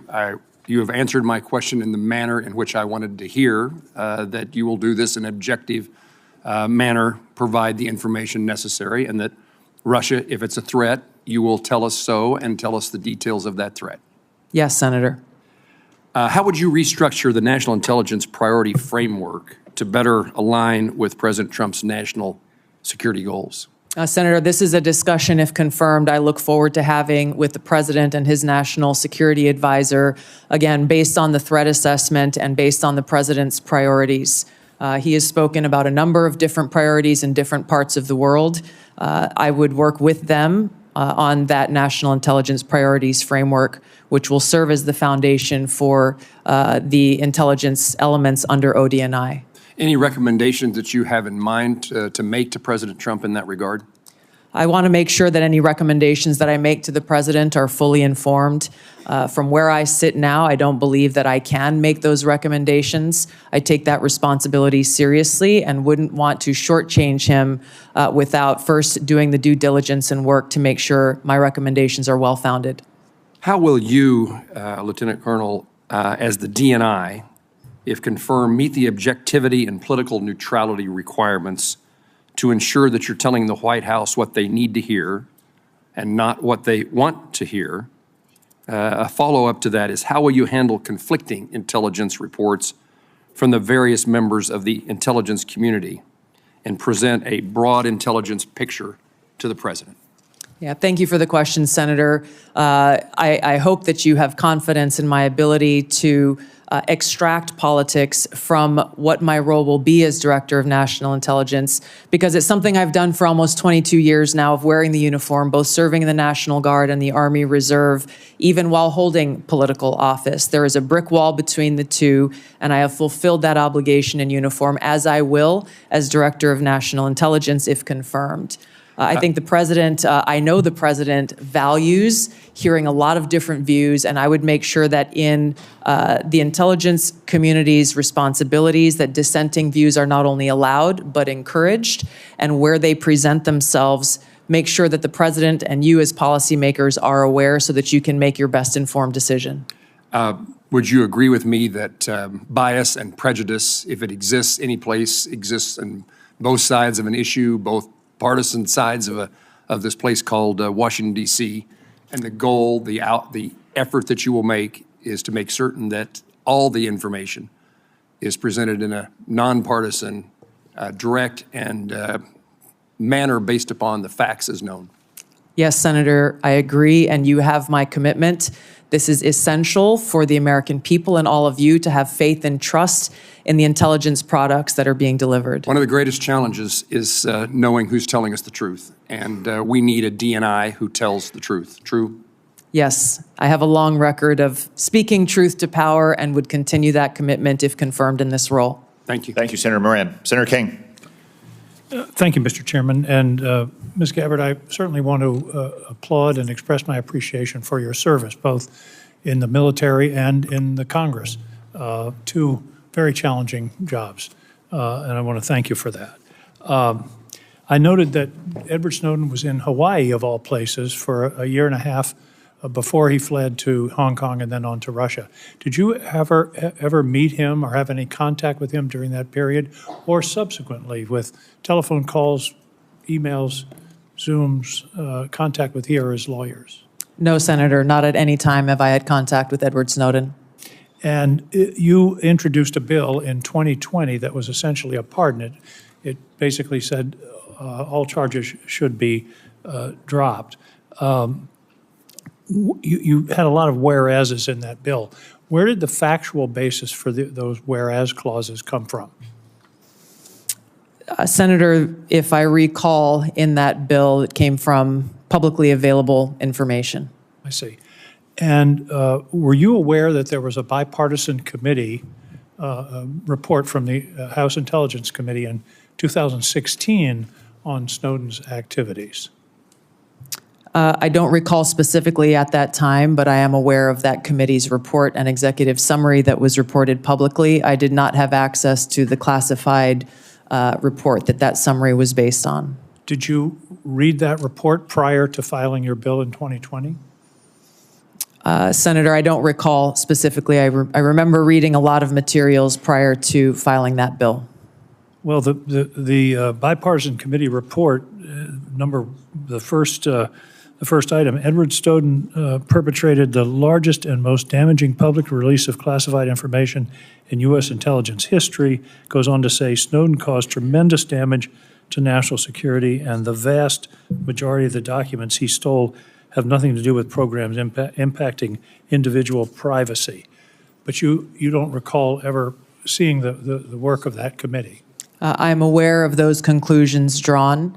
Edward Snowden. Were you aware at the time? Yes, I was, Senator. And Edward Snowden broke the law. There's no question about that. He should not have released all of that information that caused that harm. There's no question about that. How many documents did he release? I know that he took over 1 million documents. I don't know specifically how many of those 1 million he specifically released. Well, you stated very unequivocally today, Snowden broke the law, but you introduced a bill in Congress along with Congressman Matt Gaetz to essentially pardon him. So he broke the law, but it wasn't all that serious? Is that what you thought in 2020? I take very seriously upholding our Constitution and have sworn an oath to support and defend that Constitution over 8 times in my life. My statements in the past have been reflective of the egregious and illegal programs that were exposed in that leak. But you ignore the vast majority, as the committee found, bipartisan. I think Devin Nunes was the chair, Adam Schiff was the vice chair. The conclusion was that the vast majority of these things that he released had nothing to do with constitutional rights, the Fourth Amendment, but indeed were enormous compromises of our national security. Senator, I focused on raising concerns around egregious, illegal, and unconstitutional programs that our government was conducting that clearly violated Americans' Fourth Amendment rights.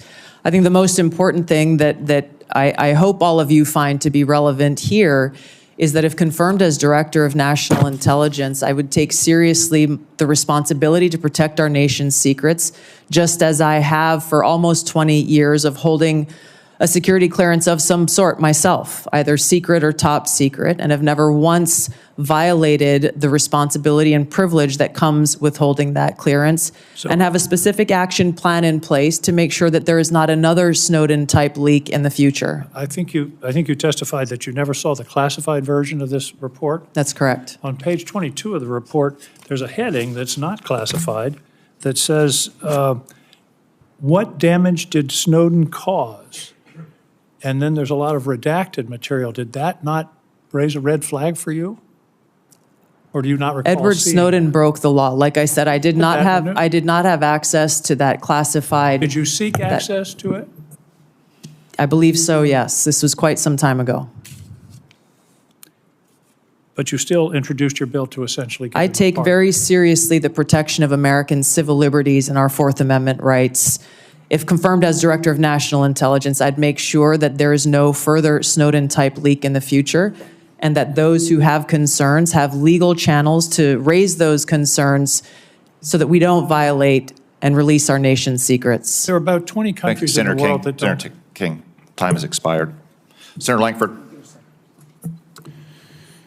Tulsi, it's good to see you again. Thanks for the time Thank you. that we got a chance to be able to spend together and be able to talk through a lot of these issues. Thanks for your service to the country, both in Congress, though you were in the wrong party at the time, and your service to the country through your service there, including in my great state in Oklahoma, that you had the opportunity to be able to serve there. I want to give an opportunity for you to be able to answer a few things on it, and I want to set some context. There's been a lot of questions about 702 and about Edward Snowden, and it may seem like this is repetitive to be able to come through it, but there are thousands of intelligence employees and folks that they have also taken an oath to the country and to the Constitution. They serve our country every day. They're the folks that don't have a uniform on, that no one ever says thank you to them, and no one ever buys them lunch because people don't know who they are. But they every day put their lives on the line, and they work very hard to be able to protect Americans. And when Edward Snowden got mad at his employer that he didn't get the promotion that he wanted and started harvesting information, and then found some things that he didn't like on it, and then kept going, and then released them to media and went to China, and then went from China to Russia and became a Russian citizen and continued to be able to layer out intelligence unrelated to the civil liberties of any American, and then said, I have more and I can release them at any time I want. They don't see him as brave. They see him as a traitor. And the concern among so many here, and I think what a lot of the folks in the intelligence community that you'd have the responsibility to oversight is, they want to hear that you also believe the same thing, that not just he broke the law, but that he's a traitor, because they don't want that to ever happen again. And all the sources that they had, that they trusted and that trusted them, now their lives were at risk. And all the programs that they had that were determined lawful all collapsed, and that intelligence then was gone, and the president didn't have access to a lot of information for decision making. So this is a big deal to everybody here, because it's a big deal to everybody that you'll also oversee in that role as well. And so it's helpful for them to be able to hear your heart on this. So was Edward Snowden a traitor? Senator, my heart is with my commitment to our Constitution and our nation's security. Ours too. Thank you. Yeah. I have shown throughout my almost 22 years of service in the military, as well as my time in Congress, how seriously I take the privilege of having access to classified information and our nation's secrets. And that's why I'm committed, if confirmed as Director of National Intelligence, to join you in making sure that there is no future Snowden-type leak. And I would do so by taking 4 specific actions. Number 1, again, to make sure that there are no illegal and unconstitutional programs. Limiting in a big way those who have access to our nation's top secrets through security clearance reform, making sure that every single person in the workforce knows about the legal whistleblower channels available to them, and making sure that there's a direct line available to me should anyone have concerns. If people choose to step outside of those legal channels to raise any concerns about programs or actions that exist within the intelligence community that are classified, there will be no excuse to do so, and they should be charged and prosecuted under the law. Was he a traitor at the time when he took America's secrets, released them in public, and then ran to China and became a Russian citizen? Senator, I'm focused on the future and how we can prevent something like this from happening again. So you would have the responsibility to be able to give counsel to the president, which is a great privilege. You already have his ear, quite frankly, and y'all have a great relationship on that, which is very beneficial. But when President Trump chose to take the strike on Soleimani, he was also at that same time going through an impeachment in the House. And you were kind of tough on him at the time about that. You called it a declaration of war. You said that the Soleimani strike will lead to an outcome that will further undermine our national security.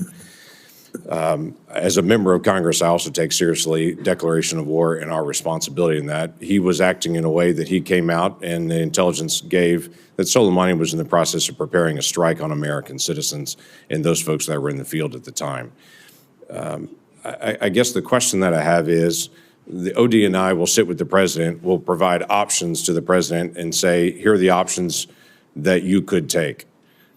Would you have presented a Soleimani strike at that time, looking back at it now in retrospect and saying this is an option you could take and here's how to be able to do it? Yeah, thank you, Senator. It's an important question. If confirmed as Director of National Intelligence, I would make sure that the President has all of the objective analysis and intelligence reporting so that he can make that best informed decision, including all of the options and actions that he has available to him, which should exist alongside an assessment of what the possible repercussions or responses to those actions may be. My own personal views have no place in that assessment and that providing to the President and his advisors with all of those options available. Thank you, Senator Langford. Senator Bennett. Thank you, Mr. Chairman. I would like to repeat my colleague's question to you. Thank you for being here. To answer these questions and for your service. Was Edward Snowden a traitor to the United States of America?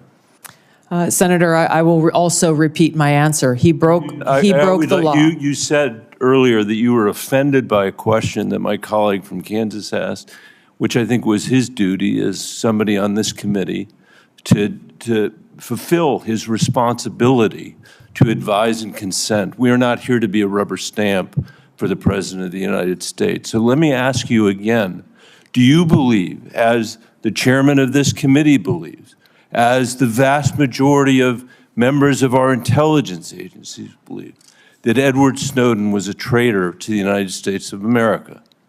Senator, if confirmed as Director of National Intelligence, I will work with you to make sure that there is not another Snowden-like leak. Media. It's not a moment to propagate theories, conspiracy theories, or attacks on journalism in the United States. This is when you need to answer the questions of the people whose votes you're asking for to be confirmed as the Chief Intelligence Officer of this nation. As my colleague said, this is not about you. It's about the people that serve the intelligence agencies of the United States. Is Edward Snowden a traitor to the United States of America? That is not a hard question to answer when the stakes are this high. Senator, as someone who has served in yes or no, is Edward Snowden a traitor to the United States of America? As someone who has worn our uniform in combat, I understand how critical our national security is. Apparently you don't. Apparently you don't. Let me ask you, I've worked very hard to put your own words here in front of the committee. Not, fake news, not conspiracy theories on the internet, but the actual things that you have said.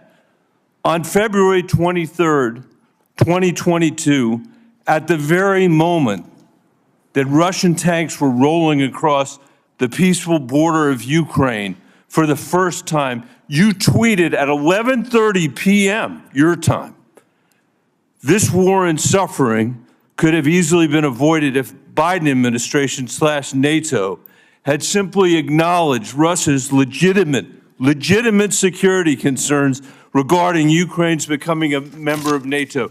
Did you say that, yes or no? I believe you're reading my tweet, Senator. Yes is the answer. A few months later, you said on your podcast, and I quoted it, quote, "But this regime change war against Russia that the U.S. and NATO are waging via their proxy in Ukraine didn't begin when Putin invaded Ukraine. They had their eyes set on this objective long before that." Did you say that, yes or no? I believe you're reading my tweet. Thank There's you. a lot The answer more. is yes. You're quoting a podcast that provided much more I'm happy to have a context. conversation with the chairman about whether I'm taking anything out of context. I don't think I am. And your answer is yes. Are you aware that your comments about proxy wars and Russia's legitimate security concerns, to quote your own words, are in alignment with what the Russians have said to justify their invasion of Ukraine? Yes or Senator, no? I don't pay attention to Russian So I'll propaganda. take My that as goal is to I'll speak take the that as truth, the answer is no. regardless of whether Thank you like it or not. I'll take it. That's fine. You said you are used to speaking truth to power. Yes. I'm shocked to hear you now say that, you know, you are agreeing. I'm not shocked because I know you said it. You are agreeing that you basically said that Putin was justified in rolling over the peaceful border of Ukraine, the first time since World War II that a free nation had been invaded by a totalitarian state. And you were there at 11:30 p.m. that night to say that you were with them, not us. And let me tell you something. You say you don't know because you don't read Russian propaganda. Russian state TV then aired your comments. Did you know that? Senator, I think you should also quote the statement that I made criticizing Putin for his invasion of Ukraine. What I would say, Mr. Chairman, with the last, it's up to all of us. We're the Senate. We get to decide whether we're going to confirm this nominee. Obviously, we didn't select this nominee. But can't we do better than somebody who doesn't believe in 702? Can't we believe later 5 times today who made excuses for Vladimir Putin's invasion of Ukraine? The first time that I'm aware of any American official has done that. I'm questioning her judgment. That's the issue that's at stake here. And as you said, and I totally agree, this is about our intelligence officers. And you cannot answer. Most of what we do here is in secret. This is one of the very few opportunities that you will ever have to have a conversation with this panel in public. And the record is going to be very clear about the position you took with regard to Edward Snowden. And the record is going to be very clear about your reaffirmation of the statements you made in the middle of the night when Russia was invading the free country of Ukraine. And I hope we will take that in consideration when we have this vote. Your time has expired. I will note that during Senator Bennett's question and answer, there was 2 disturbances in the room. The first sounded like a cell phone. I would ask everyone on both sides of the dais, if you have not silenced or turned off your cell phone, please do so now. The second disturbance was the cries of a small child. We will welcome such disturbances because the cries of an infant are the sound of answered prayers. Senator Rounds. Not only here, but the answered prayers in church when they cry as well, Mr. Chairman. First of all, thank you for your service to our country. I think part of the discussion here, as you can see, we feel very, very strongly about FISA 702. We work with it literally every day. As you can also tell, we have some very, very strong feelings here with regard to the actions of Edward Snowden. I want to come back, and I'm going to give you an opportunity to make any corrections or to make any other comments with regard to both of those issues that have been brought up here. But before I get into that, I want to go back into a little bit of your previous history as well. You did serve as Hawaii's, you served as a congressperson for, what, 8 years?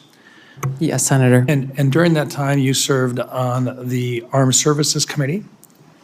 And during that time period, you did carry a TS-SCI clearance. You worked your way through that time period. You had an opportunity to look at a lot of information. Can you share just a little bit about the way that you've looked at that, not just as a member of the congressional delegation from Hawaii, but also during the time in which you were a lieutenant colonel serving up through and including a battalion commander? Talk about that a little bit, please. Thank you, Senator, for your question. In both of those roles, I had exposure to different sides of how critical our national security is and the unique role that our intelligence community plays in ensuring our national security. My most recent deployment with the military was as part of a joint special operations task force to Djibouti and Somalia, where our mission was to support the Somalis government and military's focus on defeating al-Shabaab, which is al-Qaeda's element there within East Africa. One of the things that we came across there that I hadn't known previously, even having served in Congress for 8 years because it hadn't been focused on, was how al-Shabaab specifically was the biggest funder of al-Qaeda in the Arabian Peninsula, which again should be of unique concern and interest to our own national security concerns. Being able to engage with world leaders in both capacities, in uniform and as a member of Congress, being a customer of intelligence in both of those roles gives me a unique perspective, if confirmed as Director of National Intelligence, to come in with fresh eyes, to come in with some of the frustrations that I experienced as a member of Congress with the lack of information that we received from the intelligence community, oftentimes feeling as though everything we heard in a brief could have been read in the newspaper that morning, and the essential oversight role that all of you play here in Congress. You are unable to do so unless you are equipped with that intelligence and information. I'm committed to fulfilling that responsibility if confirmed as Director of National Intelligence. Okay, now, when you and I first met, I told you that I thought you needed to kind of take a change in the direction that you were going with regard to how you were approaching the private conversations, and that we wanted you to sit down and meet with some folks who were directly involved in gathering the intelligence and so forth.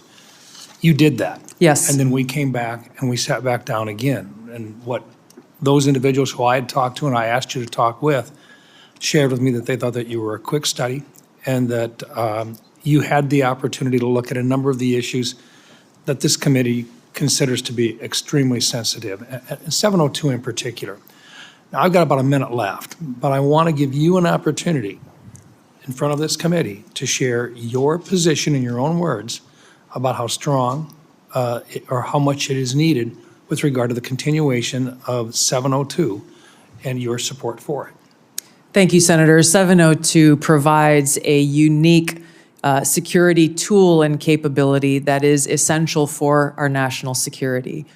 There are a number of areas that we would be blind from a national security perspective without this capability. It also must exist next to having safeguards in place to ensure Americans' civil liberties are protected. As you know, Senator, it is illegal under 702 to target any U.S. person. There are several other sections within FISA that speak to some of the civil liberties reforms that you all passed in last year's legislation. So let me finish with this. 702 in its current form stays in effect for the next year. You would agree that there were reforms made which fixed a number of the items that you had a problem with in the first place. Is that correct? It's correct, Senator, and some of those reforms that you enacted were a specific to some of the legislation that I introduced back when I was in Congress, such as prohibiting the abouts collection as well. Thank you. Thank you, Senator Round. Senator Gillibrand. Thank you, Mr. Chairman. Thank you, Ms. Gabbard, for your service, both in Congress and in our U.S. military. I want to talk to you a little bit about your perspectives on China. How do you view China in your national security role? Our relationship with China is one that is complex, given how closely our economies are linked. There are a number of challenges and threats that need to be navigated with respect to China, some of which have come up most recently with this very serious cyber exploitation in Salt Typhoon and Volt Typhoon that seemingly took us by surprise in the compromising of our major telecom companies and an area of significant and great concern.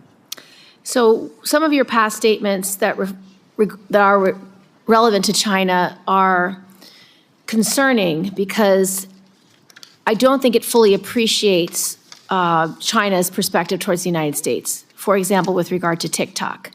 Your past statements have essentially said that requiring domestic ownership of TikTok is a violation of civil liberties, and the national security concerns are complete BS. Can you explain why you have this view on TikTok?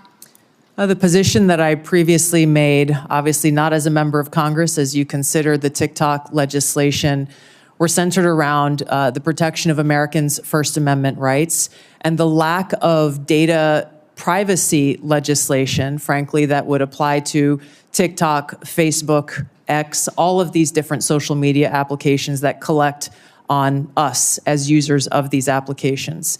There were other provisions within that legislation that granted very vague and grandiose authorities to the president on deciding which private companies are or are not a national security threat. So let's talk about China specifically, because this is where I want to make sure you understand what's at stake.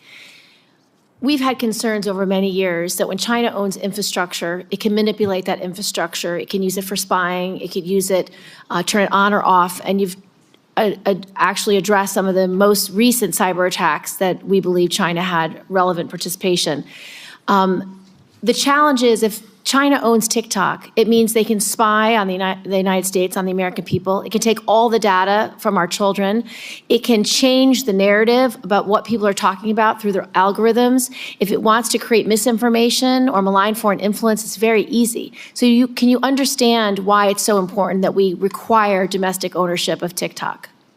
I understand the concern, Senator. I would just reiterate some of my concerns that I stated in the past about how this really is an issue about data privacy, because so much of what is collected by all of these, even U.S.-owned companies, can be sold to any country. I get it, and that is a bigger issue for Congress to wrestle, and I am all in for that conversation.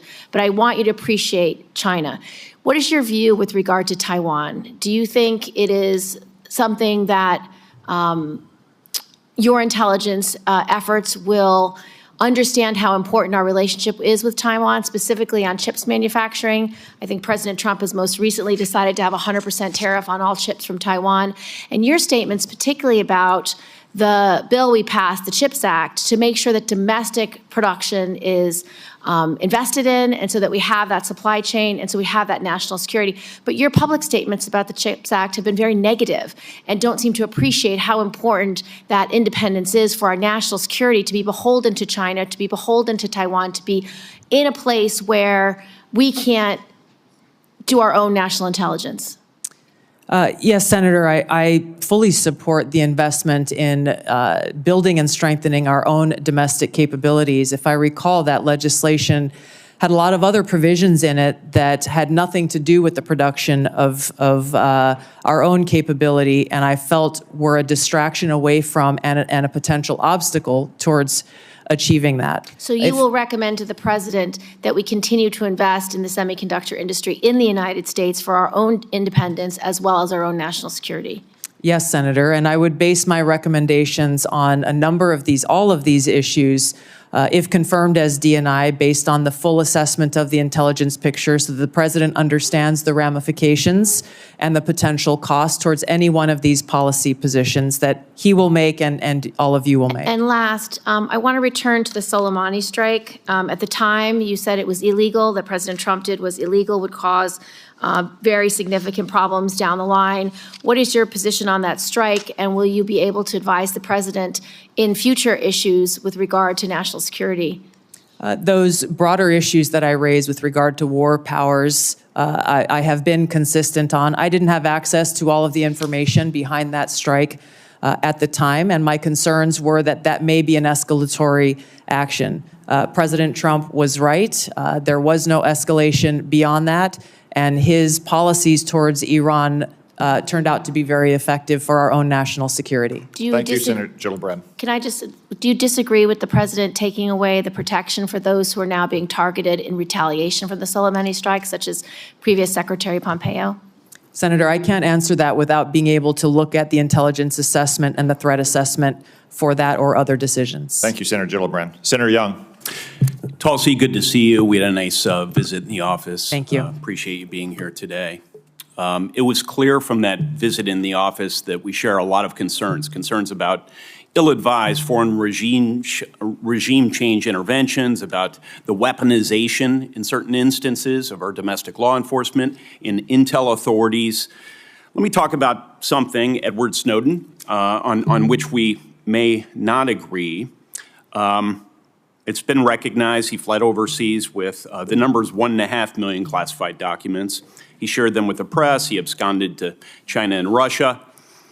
Do you have any response to the bipartisan findings of the House Intel Committee, which stated that, quote, Snowden caused tremendous damage to national security, unquote, including to military, defense, and intelligence programs of great interest to America's adversaries? I'll give you an opportunity to respond, hopefully briefly. Thank you, Senator.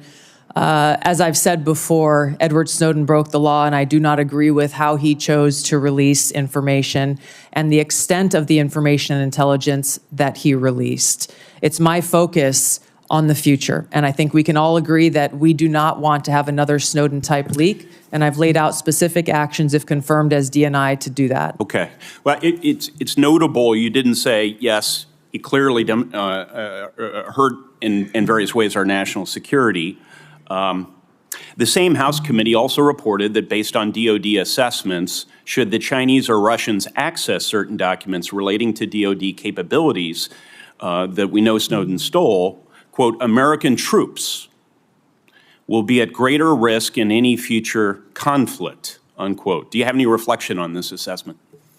I would be very concerned about that. I have not had access to the information or intelligence that led to that assessment. But anything that puts our men and women in uniform unnecessarily at risk should be a grave concern. Yeah. I share that sentiment as a former Marine Corps intelligence officer. When we find that Americans, whether private citizens or contractors or uniformed personnel, have shared sensitive designs about military technology or plans to a foreign government, however well-intentioned, we rightfully throw the book at them. Snowden did just that.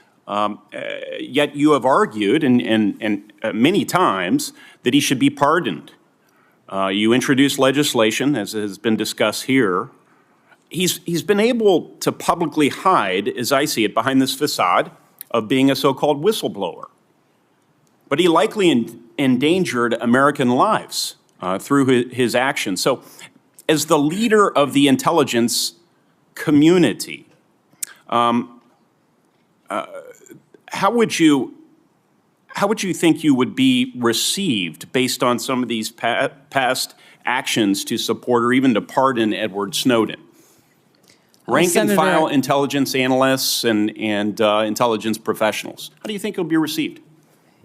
I'm grateful, Senator, to have received letters of endorsement and support from many current and former individuals who've worked within the intelligence community, those who've worked or are still working within our military, because I believe they trust that my goal, my sole goal and interest is in our nation's security and upholding our oath to the Constitution.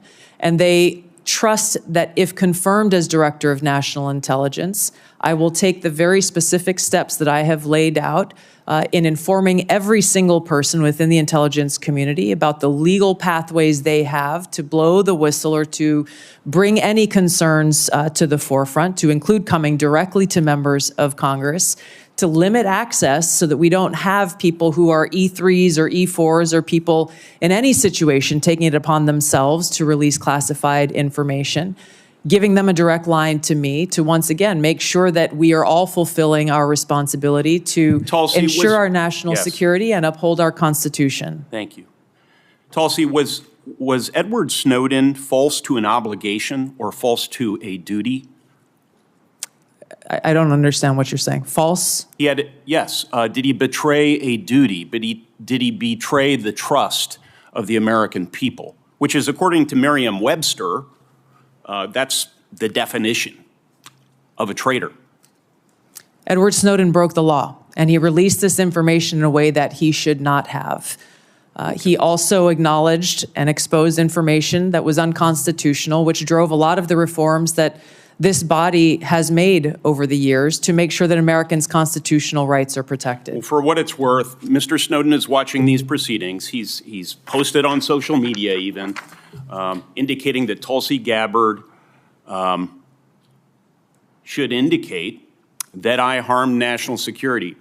This may be the rare instance in which I agree with Mr. Snowden. I think it would befit you and be helpful to the way you are perceived by members of the intelligence community if you would at least acknowledge that the greatest whistleblower in American history, so-called, harmed national security by breaking the laws of the land around our intel authorities. So thank you for being here. Thank you. Thanks, Senator Young. Senator Kelly. Thank you, Mr. Chairman. Colonel Gabbard, I want to first say thank you for your service to this country. Likewise. In Congress and in the Army. And thank you for meeting with me a couple of weeks ago, and thank you for being here today. You're nominated to lead and coordinate across the intelligence community's numerous sources of collection and analytic capabilities.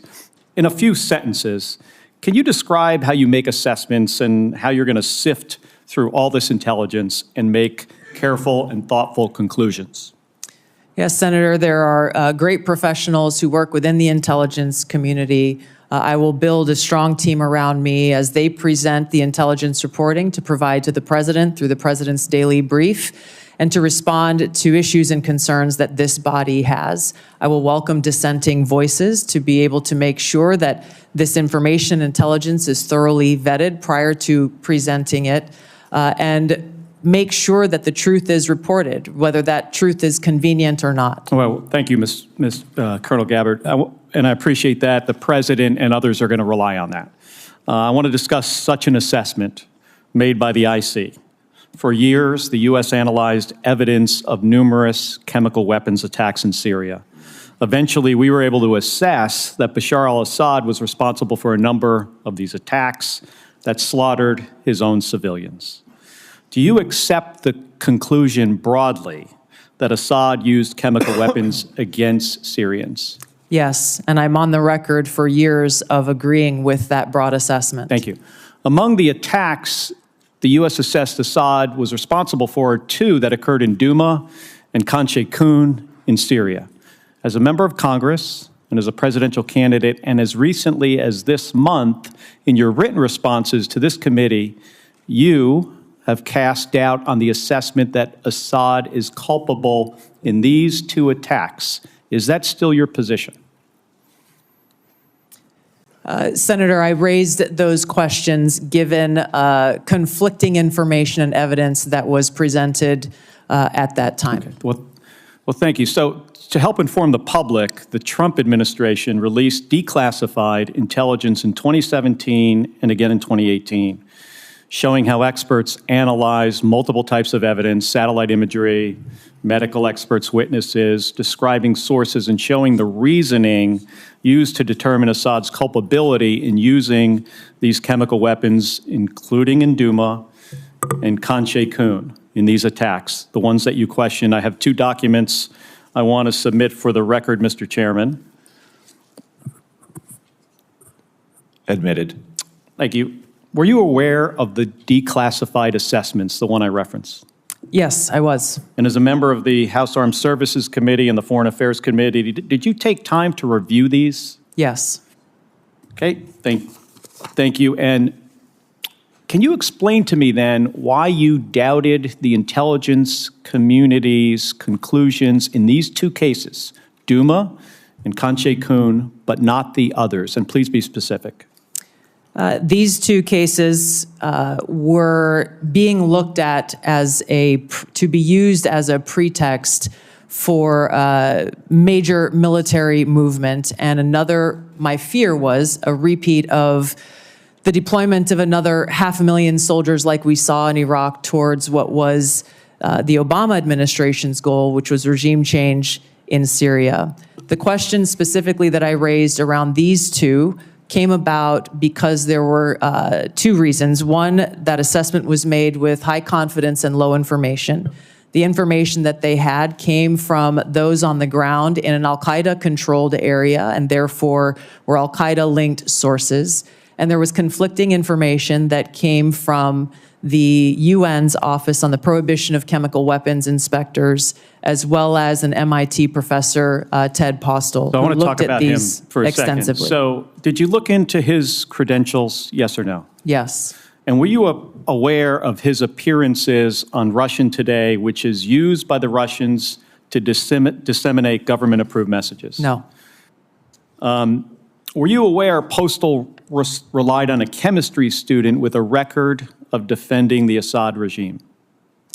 At that time, I was not. I have been made aware since. Do you consider this person or these two individuals now, do you consider them a better source for the chemistry of sarin gas than the U.S. intelligence community? I assess that at the time, the information, I don't know the second person you're referring to, but MIT professor Ted Postel and the inspectors of the OPCW provided some credible questions that deserved examination. Okay, thank you. Did you attempt to weigh Postel's claims against the significant evidence and assessments already conducted by the IC? Yes, I did. Okay, thank you. So here's my concern here, Colonel. When we began this, you described a thoughtful approach to analyzing intelligence and reaching conclusions. This is what we expect of our professionals. But we just kind of walked through how you came to question Assad's use of chemical weapons in these two cases with a different approach. And I don't reject seeking out differing viewpoints. We need to do that. But you started from a place of doubting the conclusions of the U.S. intelligence community, and then you sought out information that confirmed your viewpoint. That led you to embrace the opinions of two individuals that I think we disagree on this. You think they had expertise, I do not, and others do not. But these individuals were sympathetic to Russia and the Assad regime. It also led you to minimize or discount the overwhelmingly information that contradicted your viewpoint, including the expert assessments of our own intelligence community. And they don't get it right 100% of the time. I get that. But what I have seen makes it clear that at the same time that you were skeptical of our intelligence community's assessments, you would not apply the same skepticism to information that came from sympathizers of Russia and Assad. And I think that's something that we should all be concerned about. Thank you, and I'm sorry for going over my time. Thank you, Senator Kelly.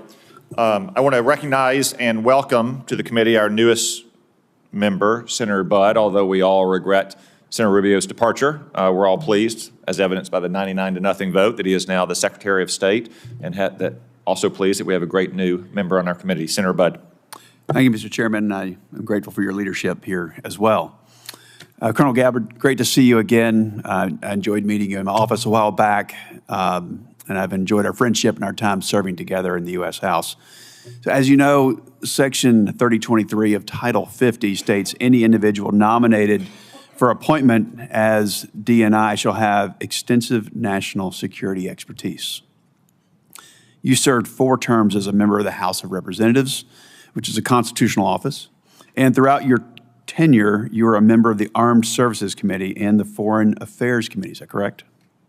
Yes, Senator. You also served over 2 decades in the U.S. Army, including holding commands at multiple levels and served through administrations of both political parties. Is that correct? Yes, Senator. Throughout your time in the U.S. House and in the Army, you've been both a consumer of intelligence and a policymaker. How important is it for the intelligence community to provide timely, relevant, factual, and objective intelligence to policymakers? Senator, it is nothing less than a matter of our national security. Too often in the multitude of intelligence failures that our country has seen, that objective has not been met.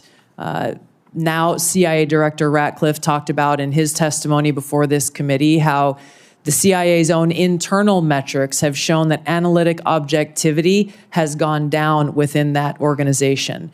This is the very kind of thing that I would seek to address if confirmed as Director of National Intelligence, is ensuring that politics, biases, or personal views are checked at the door. I would lead by example by doing it myself, and ensuring that that intelligence analysis and reporting meets the objective that the President and Congress requires, which is no politics, no personal abuses, and making sure that that objectivity in a timely, relevant fashion is brought to the president so that we can get ahead of problems in ensuring our national security rather than being caught on our heels and being forced to respond to them. Thank you for that. I think it's clear from your background experience that you more than meet the statutory requirements for this position. I want to switch gears a little bit. There's been a lot of discussion today, and I think it's a necessary discussion about your position on 702, Section 702 of FISA. So I've personally had concerns, and I think we even talked about this when we served in the House together, and I actually voted against its reauthorization when I was in the House. However, I recently voted to reauthorize Section 702 with additional safeguards to end the politicization of the tool and to ensure privacy and civil liberties that they're protected. So, Ms. Gabbard, tell us, how has your thinking on Section 702 developed over time and why? And if confirmed, what will you do to ensure that this new statutory safeguards, that they're fully implemented? Well, Senator, as you pointed out, many of the concerns that we raised when we served in the House of Representatives were centered around the lack of safeguards to protect Americans' Fourth Amendment rights and civil liberties as it pertains to searching of U.S. persons with that incidental collection that occurs under 702. You and I both know and agree that the national security capability that is provided by Section 702 that enables this foreign surveillance on non-U.S. persons overseas is critical, period. My commitment is to make sure that our national security tools are maintained to fulfill that requirement while also protecting Americans' Fourth Amendment rights and protection against unlawful search and seizure. There are a number of those reforms that you referenced, such as the prohibition of abouts collection, which we brought up when we served in the House, making sure that 100% of U.S. persons by the FBI on this incidental collection are reviewed by the Attorney General herself. There are a number of other reforms that I believe strengthen significantly those safeguards, a number of them that I had worked to try to bring into place when I was in the House of Representatives. I look forward, if confirmed as Director of National Intelligence, to overseeing and assessing the implementation of these reforms and reporting back to you as you begin to consider next year's reauthorization and meeting that mark of ensuring our security and upholding Americans' Fourth Amendment protections. Thank you. Switching gears a little bit, talk briefly, if you will, about the dual task of simultaneously protecting whistleblowers and protecting classified information. Senator, there are more than sufficient legally protected routes for whistleblowers to come forward should they have concerns on any actions occurring within the intelligence community.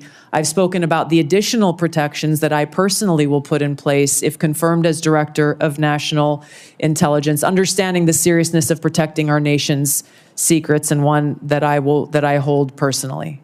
Thank you. Thank you. Thank you, Senator Budd. I will recognize Senator Wicker, an ex officio member of our committee, which is Latin for so powerful a man he can go to any committee he wants and ask questions anytime. I look at it differently, Mr. Chairman. I think what you're saying is that I'm the only non-voting member of this committee that's here at this hearing, and I've been at an Armed Services Committee hearing most of the morning. Let me ask about something that happened a long time ago and something that's happening right now.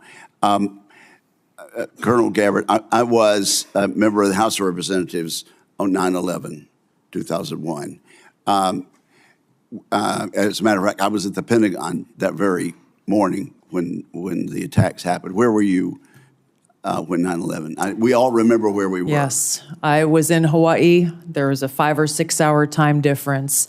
And so when I woke up that morning, it was several hours, and I remember the first thing I saw in waking up was that horrific footage of those airplanes attacking the Twin Towers in New York City. And I think you obviously have read a lot about it during the 24 plus years since that, and most Americans have. There's a general consensus that there was a massive intelligence failure that's caught us all by surprise, even though the World Trade Center had been attacked earlier. Do do you think stovepiping was a problem in our intelligence failure? There's no question about it, Senator. Oh, okay. Well, based on your reading, okay, could you elaborate just Yes, a little? Yeah. absolutely, Senator. When we looked back at the post 9/11 reporting and the post assessments that were made, it was very clear that there was stovepiping of information and intelligence that occurred at many levels, at the highest but also at the lowest levels, where information that was collected by the FBI, information that was collected by the CIA was not being shared. There was almost ships passing in the night, where if there was an integration of those intelligence elements and information being shared, it is highly likely that that horrific attack could have been prevented. And that's the reason, really, your position was created. There's been some discussion this morning. I have not been able to listen in, but I understand there's been some discussion about reforming the Office of DNI to eliminate redundancy and increase effectiveness. Do you worry that in doing so, we might be getting back to the same problem that we had in 2001? The problem that we had in 2001, Senator, remains at the forefront of my mind. And as you said, this is exactly why the ODNI was created. Given my limited vantage point not being in this seat, I am concerned that there are still problems with stovepiping that need to be addressed. And in some cases, my concern would be that unnecessary bureaucratic layers may be contributing to that problem. This is where coming in and being able to really take a fresh look, given my experience and my background, will be essential to making sure that the ODNI is accomplishing the reason why it was created in the first place. Okay, and I have a lot of suggestions about how to make the Department of Defense more efficient also. I would simply caution you before I move on to my other quick question, that as we are trying to eliminate overlaps, that we avoid getting back to the thing that created your agency to start with. Now, let me just ask about anomalous health incidents. And I know you're not in the intelligence community yet, but having read, as most of us have, about these Havana syndrome incidents, what is your understanding of that now, and what are your plans? Yeah, Senator, thank you for this question. It's been deeply concerning throughout this period, from the first time this was discovered so long ago to where we are today, that the intelligence community still has failed to identify the source and the cause for Havana syndrome, as it's commonly known, even as many people who are in service are suffering the consequences of it. I look forward, if confirmed as Director of National Intelligence, to addressing this, of course, making sure that those who have been impacted are getting the care that they need and deserve, but getting to the truth behind how and why this has occurred. Are you saying that we're not any closer to understanding where these came from? Based on my understanding, there has not been any definitive reporting from the intelligence community on the source and the cause for these anomalous health incidents. Okay, well, perhaps you'd like to, I could follow up on the record. I'd look forward to that. But I think there's some more public information that is recent about that. Thank you, ma'am. Appreciate it. Thank you, Senator. Senator Wicker. As I acknowledged at the outset, it is the custom of this committee to allow a follow-up question for senators who remain present at the end of the regular 5-minute round of questions. I remember everyone, this is a follow-up question, not a 5-minute round. We will have Ms. Gabbard in a closed session where each of us will have yet another 5-minute round of questioning. Is there any senator who wishes to be recognized for a follow-up question? Senator Wyden. Thank you very much. Ms. Gabbard, there was an area that I believe is still uncertain, and this is what my question's about. Earlier this week, the Trump administration illegally attempted to withhold federal funds from a broad range of organizations. I'm interested in knowing what you would do if President Trump told you to withhold congressionally approved funds from the Intelligence Community Inspector General. So my question is, if President Trump orders you to withhold appropriated funds from the Inspector General, will you refuse that illegal order? I don't believe for a second President Trump would ask me to do something that would break the law. That's not what I'm asking. I'm asking if you are asked about an illegal order, what will you do? You can say, oh, it'll never happen. What will you do if you're dealing with an illegal order? My commitment has been and will be, if confirmed as Director of National Intelligence, to comply with the law. Are there, Senator Wyden, you've actually asked two questions already, Senator I'm not Wyden. asking a question. You've asked two questions. I said there's one question allowed. Are there other senators who would like a follow-up question? Senator King. I'd like to follow up on my line of questioning about Edward Snowden and understand how you analyzed the facts leading up to your 2020 bill providing him with a pardon. There was the House committee report, which granted was redacted, but under the heading, what damage did it cause, were 5.5 pages of redacted material. I would have thought that would raise a question in your mind. Secondly, Edward Snowden, there are about 20 countries that don't have extradition treaties with the U.S. He chose to go to Russia, become a Russian citizen. Given that information, how did you decide to introduce a bill providing him with a pardon? Introducing a bill in the United States Congress is not the same as a tweet or a commentary on a podcast. I'm concerned about your apparent lack of interest in the scope of Edward Snowden's traitorous activities. Senator, I've answered some version of this question many times in this hearing already. My foremost concern has been, remains, and will continue to be in upholding my oath to the Constitution to support and defend Americans' Fourth Amendment constitutional rights. If confirmed as Director of National Intelligence, I'm committed to ensuring that we protect our nation's secrets by implementing a number of actions I've outlined so that those who have concerns about programs within our intelligence community, that we don't have another Snowden-like leak, and they are able to raise those concerns either directly with Congress or through any one of a number of legal paths that are available. And I think it's also important, and in line with many of the bipartisan concerns I've heard from this committee, in security classification, security clearance and classification reform, in narrowing severely those who have access to the most sensitive and compartmentalized intelligence reporting and capabilities. Senator Bennett. Thank you. Thank you for your generosity, Mr. Chairman, in letting us have a second question. Thank you again for hanging in there with this discussion, Colonel Gabbard. The House Intelligence Committee review of the Snowden disclosures found not only that he was a traitor, but that since Snowden's arrival in Moscow, he has had and continues to have contact with Russian intelligence services. You can see the deep concern on both sides of the aisle here. You had in your opening statement all kinds of complaints about former officials in the intelligence agencies, the United States press, the journalists, the media, Democrats,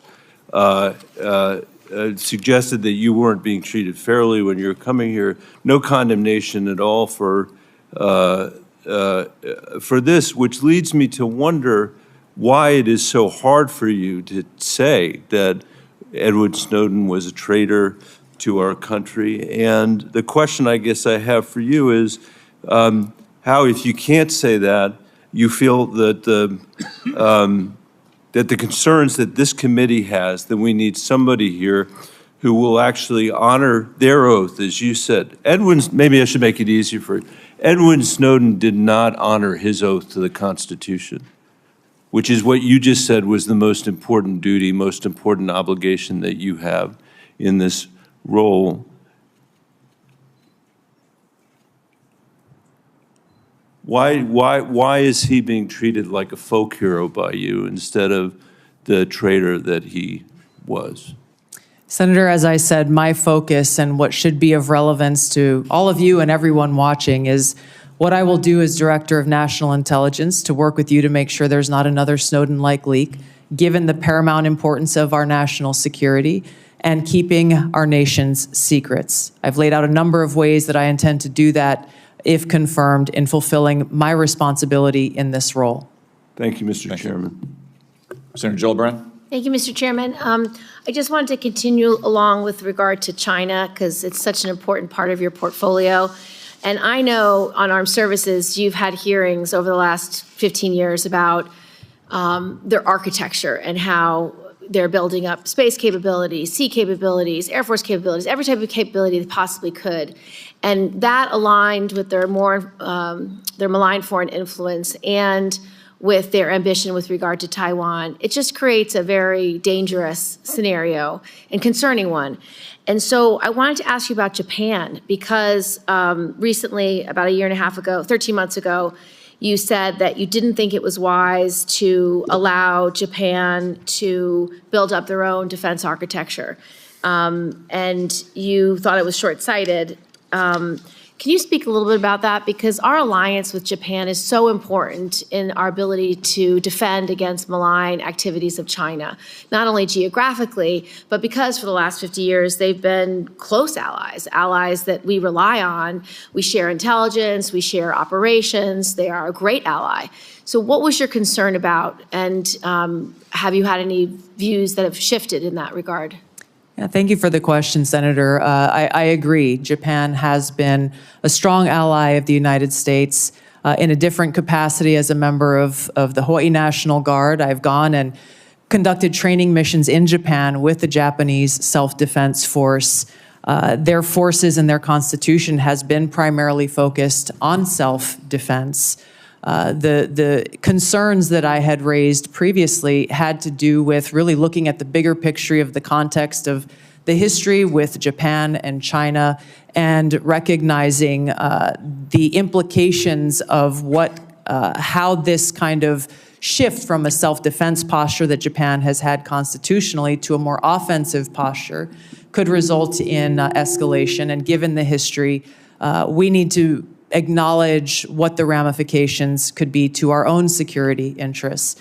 And that's something that I am looking forward to being able to provide to all of you and to the President, if confirmed as Director of National Intelligence, is that in-depth analysis and assessment so that various policies or actions that you all or the President are considering are fully thought through, given that broader context of nuance of history and the complexities that exist within the Asia-Pacific region. Having grown up there, I'm very familiar with. But you do Thank you, Senator Gillibrand. Okay.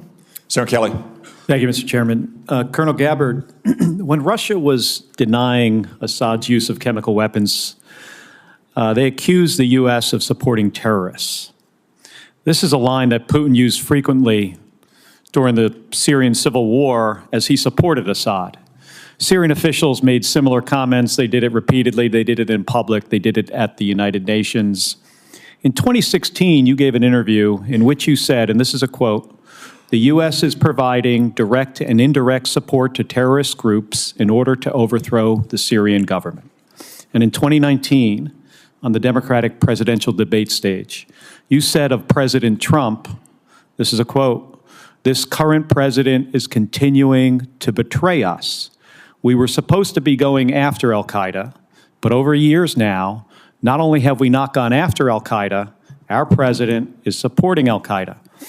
So I'm interested to hear, what was your goal in saying these things? And did you consider, before saying them, the motives of Iran and Russia, what their motives might have been before making these claims? Senator, as someone who enlisted in the military specifically because of al-Qaeda's terrorist attack on 9/11 and committing myself and my life to doing what I could to defeat these terrorists, it was shocking and a betrayal to me and every person who was killed on 9/11, their families and my brothers and sisters in uniform. When, as a member of Congress, I learned about President Obama's dual programs that he had begun really to overthrow the regime of Syria, and being willing to, through the CIA's timber sycamore program that has now been made public of working with and arming and equipping al-Qaeda in an effort to overthrow that regime, starting yet another regime change war in the Middle East.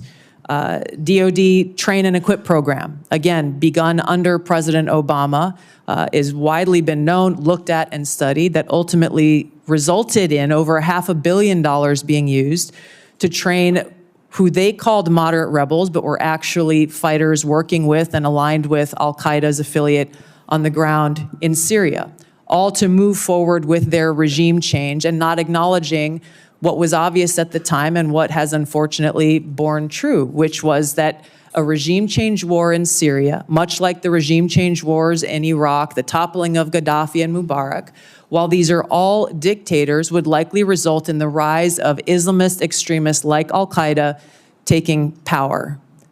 I shed no tears for the fall of the Assad regime, but today we have an Islamist extremist who is now in charge of Syria, as I said, who danced on the streets to celebrate the 9/11 attack, who ruled over Idlib with an Islamist extremist governance, and who has already begun to persecute and kill and arrest religious minorities like Christians in Syria. I understand. Why that should be acceptable to anyone is beyond me. It shouldn't is be. certainly and not in our interest. I appreciate your answer, and thank you.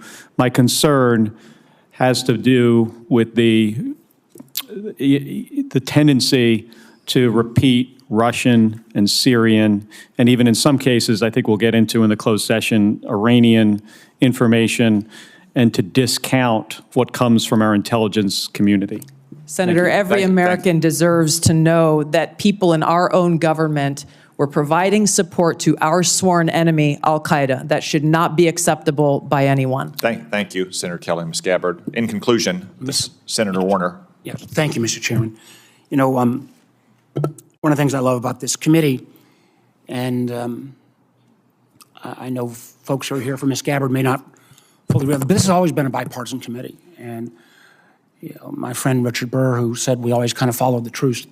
One of the things I was always proudest of in the very challenging Russia investigation was, you know, people would come in, they didn't know whether the staffer was a Democrat or Republican, because we were all looking out for the same thing. Ms. Gabbard, I support and commend you for your service.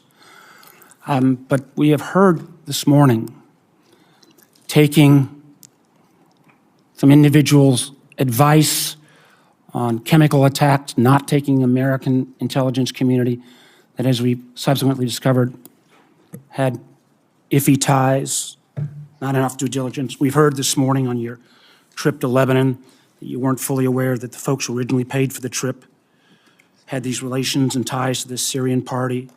I know I've asked, and you and I understand on the trip that you said you met with Shia religious figures and you didn't know who were there, who they were. I can understand that, although I can't imagine Shia religious figures that in the Bekaa Valley that didn't have ties to Hezbollah. And we can have a difference of opinion on TikTok. The chairman and I feel very strongly that it is a national security threat. On 702, I'm candidly confused. I thought you answered Senator Wyden you're in favor of a warrant. Senator Cornyn, I thought you backed off of that. And then on Edward Snowden,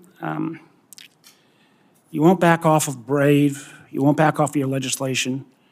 You won't call him a traitor. And I think, again, about this is being watched by our allies around the world. I think even RT's been tweeting about it today, blasting me. And the men and women of the intelligence community. I don't know how they're going to have confidence that if under your leadership, if somebody else stepped out, that you wouldn't take the same position that you've not walked away from on Mr. Snowden. So I guess my last question, and this is one I think was in some of the press, and I believe you and your husband took a trip to Rome last summer. And you know, I'm not talking about the conference.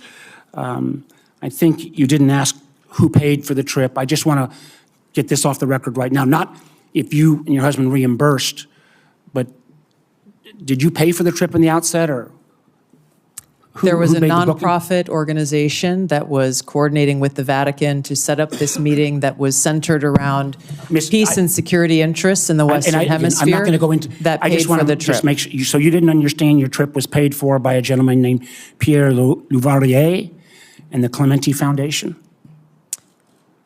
The nonprofit, my understanding, was paid for the trip. Mr. Louvarier has enormous ties to Konstantin Malovov. I'm mispronouncing his name, but who is somebody that America has sanctioned. I imagine we can get into this in the classified hearing, but again, the due diligence that's required before you take these trips or make these assumptions is something that I find very troubling. Thank you, Mr. Chairman. Thank you, Senator Warner. I would also note that that same New York Times story reported that there's no indication that Ms. Gabbard did anything wrong on that trip. Ms. Gabbard, thank you for your time and for your testimony. Thank you, most importantly, for your service to our nation. As I said at the outset, it's no secret that this nomination has generated more attention and interest than most nominees before this committee. We have received a large number of statements, letters, and other such materials in support of and in opposition to Ms. Gabbard's nomination. I will submit all of those for the record. For the benefit of senators, it is also my intention to hold a committee vote on Ms. Gabbard's nomination as soon as possible. Therefore, for planning purposes, any senator who wishes to submit questions for the record after today's hearing, please do so by close of business tomorrow. That is Friday, January 31st, 5 p.m. Eastern Time. Now, let me explain what will happen next. Committee security and Mrs. Gabbard's security will escort her and her immediate party out of this room through the door behind me. Everyone else will remain seated in this room. The Capitol Police will secure that door so no one else leaves this room until Ms. Gabbard has reached her break room in preparation for the closed session.